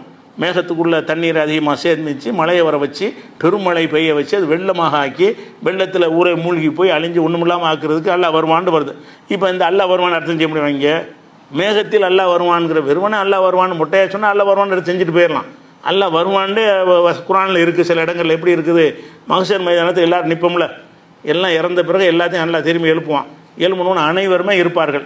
இருந்த உடனே அல்லாஹ் என்ன செய்வான்டா, விசாரிப்பதற்காக வேண்டி மக்களை நோக்கி வருவான்னு வருது குர்ஆனில். ஜா ரப்புக்க ஒல் மலக்கு சஃபன் சஃபா, அவங்களுடைய இறைவனும் மாணவர்களும் அணிவகுத்து வருவார்கள். மக்கள்லாம் காத்துக்கிட்டு இருப்பாங்க எப்போ இறைவன் வருவான் என்று. மஹ்ஷரில் நம்ம இறைவனை பார்ப்போம். இந்த துனியாவில் இருக்குன்னு பார்க்க முடியாது. மரணத்துக்கு பிறகு உள்ள வாழ்க்கையில் எல்லாரும் நிலவை பார்ப்பதை போல இறைவனை பார்ப்பீர்கள். இன்னக்கும் தரவுன ரப்பக்கும் ஈயானன், உங்களுடைய இறைவனை கண்ணாக நீங்கள் நேருக்கு நேர பார்ப்பீர்கள். எங்கே? மறுமையில் தான் பார்க்க முடியுமே தவிர இன்றைக்கு வரைக்கும் அல்லாஹ்வுடைய ரசூல் உட்பட யாரும் பார்த்தது கிடையாது. எந்த ஒரு மனிதனும் அல்லாஹ்வை பார்த்தது கிடையாது. மரணத்துக்கு பிறகு எல்லா மனிதரும் அல்லாஹ் பார்ப்பார்கள். மரணத்துக்கு பிறகு திரும்ப எழுப்பின பிறகு இந்த கண் வேற கண்ணாக போயிடும், நமக்கு தாங்க முடியும். இப்போ அல்லாஹ்வுடைய ஜோதியை நம்ம பார்க்க முடியாது. அவனுடைய பிரகாசத்தை செலுத்தினா அதை பார்த்தால கரிஞ்சு போயிடும் நம்ம. அதனால் அந்த சக்தி இந்த பார்வைக்கு தரவே இல்லை. மூசா நபி கூட எல்லாம் காட்டினான்ல, உன்னை பார்க்கணும் ஆசையாக இருக்கும் பார். எல்லாம் என்ன செய்வான், உன்னை பார்க்க முடியாதுப்பா, அந்த மலைக்கு வேண்டாம் என்னுடைய ஒளியை நான் பீச்சுறேன், அந்த மலை அதே இடத்துல இருக்கான்னு பாருன்னு சொல்லிட்டு அல்லாஹ்வுடைய அந்த ஜோதியை அந்த மலையின் மீது அவன் என்ன செய்வான், லேசர் மாதிரி அடிப்பான். இவருக்கு மேலே படாது, மலையின் மீது மட்டும் படும். பட்டவுன ஹர்ரா மூசா சைகா, மூசா மூர்ச்சித்து விழுந்து விட்டார். அந்த மலையை சுக்குனா நொறுங்கி போச்சு. அல்லாஹ்வுடைய ஒளி அந்த மலையில் பாய்ச்சின உடனே நொறுங்கி. அப்போ என்ன விளங்குதுன்னு கேட்டால், அல்லாஹ்வுடைய ஒளியை பார்க்க இயலாதுங்கிற காரணத்தினால் நம்மளாம் பார்க்காம இருக்கிறோம். அவன் நம்மளை பார்க்குற மாதிரி காட்சி இருந்தானா அடுத்த நிமிஷம் நம்ம செத்துருவோம், எரிஞ்சு போயிடுவோம். அந்த பவரை தாங்க முடியாது. மறுமையில் எப்படி பார்ப்போம்னு கேட்டால், மறுமையில் படைப்பு வேறு படைப்பு. நம்ம சக்தி மிக்க படைப்பாக இருப்போம். மூக்குச்சளி வராது, மலைஜலம் கழிக்க மாட்டோம், முதுமையாக மாட்டோம், எப்போவும் இளைஞராக இருப்போம்லாம் வருதில்ல, அது டிஃப்ரெண்ட்டான படைப்பு. அந்த படைப்புக்கு தாங்க முடியும், அல்லாஹ்வுடைய ஒளியை தாங்க முடியும். அதனால் மறுமையில் திரும்பி எழுப்பப்படும் போது நமக்கு ஒரு கூடுதல் பவரோடு படிப்பான்ல, அந்த படைப்பை கொண்டு தான் நீங்கள் அல்லாஹ்வை பார்க்க இயலும். அப்படிங்கிற அது ஒன்று இருக்குது. அந்த அடிப்படையில் மறுமை நாளில் எல்லாத்தையும் நிப்பாட்டி இருக்கும் பொழுது மக்கள்லாம் காத்துட்ருப்பாங்க, இப்போ இறைவனை காண விசாரிக்கிறதுக்கு வரமாட்டேங்கிறான்னு. அதை பற்றி எல்லாம் சொல்கிறான். 89வது சூறாவில் 22வது வசனத்தை சொல்கிறான், ஓ ஜா ரப்புக்க ஒல் மலக்கு சஃபன் சஃபா, மலக்குகள் அணிவகுக்க அல்லாஹ் முன்னாடி வருவான். அல்லாஹ் நடந்து வருவான், பின்னாடி என்ன செய்யும் மலக்கெல்லாம் வருவாங்க, ராஜா வர்ற மாதிரி வருவான் அல்லாஹ். அப்போ எல்லோரும் பார்ப்பாங்க அல்லாஹ் வந்து விட்டான் விசாரிப்பதற்குன்னு. அல்லாஹ் பற்றி இப்படித்தான் நம்ம குரானில் அறிமுகப்படுத்தப்பட்டிருக்கு. வருவான் தான். ஆனால் இங்கே மேகத்தில் வருவான்னு சொல்லும்போது தான் மாத்திரம், சும்மா அல்லாஹ் வருவான்னு சொன்னால் வருவான்னு எடுத்துகிட்டு போயிடலாம். மேகத்தில் அல்லாஹ் வருவாங்கிறது அழிக்கிறதுக்கு தானே சொல்கிறான். அவங்கள அள்ளி உனக்கு வந்து மேகத்தில் வந்து மலையை விட்டு ஏவி உன்னை சாவடிச்சிருவேன் அப்படிங்கிற சொல்வதற்கு இந்த வார்த்தையை வந்து 2:210 அல்லாஹ் சொல்கிறான். ஹல் எல்துருன, எதற்கு காத்திருக்கிறார்கள், இல்லா ஏத்தியகமுல்லாஹ் ஃபீ ருலைன் மினல் கமாம், மேகத்தினுடைய திரள்களுக்கு உள்ளே அல்லாஹ் வருவதற்கு தான் காத்திருக்கிறீர்களா? நான் வந்து இந்த மேகத்துக்குள்ள நுழைஞ்சு நான் வர்றதுக்கு தான் வெயிட் பண்ணிட்டு இருக்கிறீங்களான்னு கேட்குறான். நான் வர்றதுன்னா நான் வர்ற அர்த்தம் கிடையாது. இந்த இடத்துல இலக்கியமான அர்த்தம் தான் கொடுக்கணும், இதுக்கு நேரடி அர்த்தம் கொடுக்க முடியாது. இந்த மாதிரி வசனங்களும் குரானில் இருக்கிறது. அதே மாதிரி வந்து 658 வசனத்தில் என்ன செய்கிறான்னு கேட்டால், இவங்களுக்கு வந்து மன்னிப்பு வாசல் இருக்குல்ல, அது வந்து ஒரு கட்டத்தில் அடைக்கப்பட்டுரும். இப்போ எந்த நேரத்தில் நீங்கள் மன்னிப்பு கேட்டாலும் மன்னிப்பான். ஆனால் உலகம் அழிகிற அடையாளம் வந்துருச்சுன்னு வைங்களேன், என்னத்தை மன்னிப்பு கேட்டாலும் மன்னிப்பு கிடையாது. உலகம் அழிகிறதுக்கு சில 10 அடையாளங்கள் சொல்லுவாங்கள்ல, கிழக்கு உதிக்கிற சூரியன் மேற்கு உதிக்கின்னு வைங்க, எல்லாம் நான் தப்பு செஞ்சு அதெல்லாம் நடக்காது. அந்த 10 அடையாளம் வந்துருச்சுன்னு சொன்னால் அதுக்கு பிறகு மன்னிப்பு கேட்டல் என்பது அடைக்க இனிமேல் தான் எவன் நம்பலாமே, நம்ப முடியாது. அதிசயம் நடக்கும்போது இப்போ மன்னிப்பு கேட்கலன்னு ஆச்சரியம் இருக்குது. சூரியன் வந்து கிழக்க உள்ளது மேற்கு உதிக்குன்னு நடக்கிற ஒரு விஷயமா? அப்படி ஒன்றை பார்த்தோன்னே அவனுக்கு பயம் வந்து நம்பிடுவான். அது இன்னைக்கு இது ஏற்றுக்க முடியாது. இதை எவனை நம்புவானே? நேரடியாக இப்போ அல்ல வந்துட்டானே நம்புற பெரிய ஆச்சரியமா? இப்போ அல்ல அங்கே வந்துட்டான்னு வைங்க, நம்ம பார்த்துட்டோன்னு வைங்க, அதை நம்புற பெரிய ஆச்சரியமா? வந்தால் தான் எவன் நம்புவானே? நீ வந்து நம்ப வேண்டிய நேரத்தில் நம்பணும். அப்படிங்கிறதுக்காக என்ன செய்வான்னு கேட்டால், அல்லாஹ் வந்து அந்த மாதிரி வரமாட்டான். வந்துட்டான்னு சொன்னால் அவர் அதுக்கப்புறம் என்ன இல்லை வந்து பாவமன்னி வாசல் அடைக்கப்பட்டுரு. அதை சொல்லும் அல்ல என்ன செய்கிறான்டா, ஹல் எந்தூன, இவர்கள் எதிர்பார்த்திருக்கிறார்களா, இல்லா ஏத்தியவங்க மலாய்க்கத்து, வானவர்கள் அவரிடம் வருவதை, ஏத்திய ரப்புக்க, உமது இறைவன் அவரிடத்தில் வருவதை, ஏத்திய பாது ஆயாத்தி ரப்பிக்க, உமது இறைவனுடைய சில அற்புதங்கள் வருவதைத்தான் எதிர்பார்த்து கொண்டிருக்கிறீர்களா? நல்லா கேட்குறான். நீங்கள் என்னடா வெயிட் பண்ணிட்டு இருக்கீங்க? நான் வரணுன்னு பார்க்குறீங்களா, அல்லது மலக்கு வரணுமா, அல்லது சில அற்புதங்கள் வரணுமா, எதை எதிர்பார்க்கிறீர்களா அப்படின்னு கேட்குறான். அல்லாஹ் வருவானா? அல்லாஹ் தான் பார்க்க முடியாதுன்னு சொல்லிவிட்டானே. அல்லாஹ் வருவான் என்பதற்கு அர்த்தம் என்னென்னு கேட்டால், என்னுடைய கட்டளை வரும், என்னுடைய அதாபு வரும், என்னுடைய வெள்ளம் வரும், என்னுடைய புயல் வரும், என்னுடைய தண்டனை வரும், என்னென்ன மாதிரி அல்லாஹ் தண்டிக்க நினைக்கிறான் அதெல்லாம் வரும். அது வருவதுக்கு தான் அல்லாஹ் என்ன செய்யறான், நான் வர்றேன்னு சொல்லுவதை வந்து நான் வர்றேங்கிற அர்த்தத்தில் எல்லாமே வேறு இடத்துல என்ன செய்கிறான், பயன்படுத்த தான் செய்கிறோம். நான் வருவேன்டா என்னுடைய உத்தரவு வரும், என்னுடைய கட்டளை வரும், இந்த இடத்துல நேரடி அர்த்தம் கொடுக்க முடியாது. அப்படிப்பட்ட வசனங்கள்லாம் இருக்குது. அதே மாதிரி வந்து இப்போ நம்ம வாழ்கிற பூமி இருக்கு இல்லையா, இந்த பூமி என்ன செய்யுதுன்னு கேட்டால் கொஞ்சம் கொஞ்சமாக குறைஞ்சிட்டு வந்து நீங்கள் பார்க்குறீங்க. பூமி இருக்குல்ல, பூமியுடைய அளவு வந்து என்ன செய்யுதுன்னா கடல் கொஞ்சம் கொஞ்சமாக அதிகமாகுது. இன்றைய விஞ்ஞானத்தில் அது ப்ரூவ் பண்ணவும் செய்கிறாங்க. இப்போ வெப்பமயமாதல், உலகமெல்லாம் வெப்பமாயிருச்சு. வெப்பம் அதிகமானது என்ன செய்யுதுன்னு கேட்டால், பெரிய பெரிய பனிமலைகள்லாம் இருக்கும். பனிமலைகளில் தண்ணீர் சேமிக்கப்பட்டு உயரமாக இருக்கும். இமயமலை மாதிரி பெரிய பெரிய பனிமலைகள் இருக்கும். அந்த வெப்பம் அதிகமான என்ன செய்யும், அந்த பனிமலைகள்லாம் உருக ஆரம்பிச்சிடும். உருகி தண்ணியாக மாறிடும். தண்ணியாக மாறினா தண்ணிலாம் எங்கே வந்து சேரும், கடலில் சேரும். கடலில் தண்ணி செஞ்சுன்னா என்ன ஆயிரும், கடலுடைய மட்டம் கூடிக்கிட்டே வரும். இப்போ நம்ம சென்னை எடுத்து பார்த்தா கூட ஒரு 50 வருஷத்துக்கு முந்தின நாள் கேட்டு பாருங்கள், சென்னை எங்கனுக்குள்ளே இருந்துச்சுன்னு கேட்டு பாருங்கள். இப்போ கேட்டு பாருங்கள், பல அடிகள் முன்னாடி வந்திருக்குது. அன்னைக்கு இருந்த சென்னை வந்து ரொம்ப தூரத்தில் இருந்துச்சு. தண்ணி கூட கூட கூட கூட அப்படி வந்து என்ன செஞ்சிருச்சு, அந்த கடல் பரப்புடைய அளவு வந்து அதிகரிச்சுக்கிடுச்சு. மண்ணை விழுங்கிக்கிட்டே இருக்கிறது. இன்னொரு 25 வருஷத்தில் நம்ம மண்ணெல்லாம் உள்ளே போயிருங்கிறாங்க. இன்னொரு 25 வருஷம் ஆச்சுன்னா என்னவாயிரம், அந்த வெப்பமயம் அதிகமாக இருந்துச்சுன்னு சொன்னால் அந்த பனிமலைகள்லாம் உருகி தண்ணீர் ஆகிக்கொண்டே வந்தால் தண்ணி சேர சேர கடல் அதிகமாகும்ல, அதிகமாக என்ன செய்யணுங்கிறது என்ன வரும் வந்து என்ன செய்யணும், நம்ம வசிக்கிற இந்த பகுதிகள்லாம் கடலை தின்னுட்டு சாப்பிட ஆரம்பிச்சிடும். இதை தாண்டி தான் அப்புறமேட்டு சென்னை இருக்கும். இதெல்லாம் முள்ளுக்குள்ளே மூழ்கி போயிடும். அந்த மாதிரி உள்ள விஷயங்கள்லாம் இருக்குது. இதை பற்றி எல்லாம் குரானில் சொல்கிறான். எப்படி சொல்கிறான்னு கேட்டால், அலம் யரோ, அவர்கள் சிந்திக்கவில்லையா, அண்ணா நாத்தில் அருள நன்குசுகாமி நத்தராஃபி அக்கா, பூமியை வந்து அதன் ஓரப்பகுதிகளிலே நாம் குறைப்பதற்காக பூமியிலே நான் வருகிறேங்கிறான். பூமிக்கு எல்லாம் வர்றான். எதுக்கு வர்றான், நான் பூமிக்கு நான் வந்து ஓரப்பகுதியை குறைக்கிறேங்கிறான். ஓரப்பகுதியை குறைக்கிறேன் வரவாசி என்ன, ஓரப்பகுதியை குறைக்கிறதுக்கு ஒரு ஆர்டர் போடுவான், அது உருக சொல்லி ஆர்டர் போடுவான், அது சரசரன்னு வந்து ஓரப்பகுதி குறைஞ்சிரும். அப்போ பூமியுடைய இந்த ஓரப்பகுதியை குறைப்பதற்காக நாம் இந்த பூமிக்கு வருகிறோங்கிறான். அண்ணா நாத்தில் அருள, நாம் இறைவனாகிய நாம் வந்து அந்த பூமிக்கு வருகிறோம். எதற்காக வருகிறோம் என்றால், நன்புஸ்காமின் அத்ராபிகா, அதனுடைய ஓரப்பகுதிகளை குறைப்பதற்காக வருகிறோங்கிறான். அது நான் வருகிறோன்ற அர்த்தத்தில் கிடையாது. நான் அதுக்குரிய ஆர்டர் பண்ணுறேன்னு அர்த்தம். பூமியுடைய ஓரப்பகுதியை குறைப்பதற்குரிய கட்டளையை நான் போடுறேன்னு அர்த்தமே தவிர நானே வர்றேன்னு அர்த்தம் கிடையாது. அந்த இடத்துல அல்லாஹ் வர்றான்னு பூமிக்கு வர்றான்னு என்ன செய்ய முடியாது, அர்த்தம் செய்ய முடியாது. அல்லாஹ் அரசில் இருந்துகிட்டு இருக்கிறான், பூமிக்கு வர வேண்டிய தேவையும் இல்லை அப்படிங்கிற 13:41 வசனத்தில் எல்லாம் என்ன செய்யறான் இருக்குது. அதே மாதிரி சில நேரத்தில் என்ன செய்யணும்னா, பூகம்பம் வந்து அடித்தளத்தை ஆட்டி கட்டடத்தை இடிஞ்சு தகர்த்து எரிஞ்சிடும். ஒரு பெரிய கட்டடம் இருக்குன்னு வைங்களேன், அடியில் வந்து பூகம்பம் ஏற்பட்டுச்சுன்னு சொன்னால் இந்த செவரெலாம் இடிஞ்சு நொறுங்கி அப்படியே சட்டி மாதிரி உட்கார்ந்து போயிடும். அப்படியான இதெல்லாம் பார்க்குறீங்க. இந்த பூகம்பம் ஏற்படுறது என்ன காரணம்னு கேட்டால் அடித்தளத்தை அல்ல அசைப்பது தான். அதெல்லாம் என்ன செய்கிறான்டா, நான் வந்து அந்த கட்டிடத்துக்கு அடியில் வந்து கட்டணம் அசைப்பேங்கிறான். நான் என்ன செய்வேன், அந்த கட்டிடத்தின் அடியில் வந்து நான் பிடிச்சி ஆட்டுவேன் அசைக்கிறேங்கிறான்.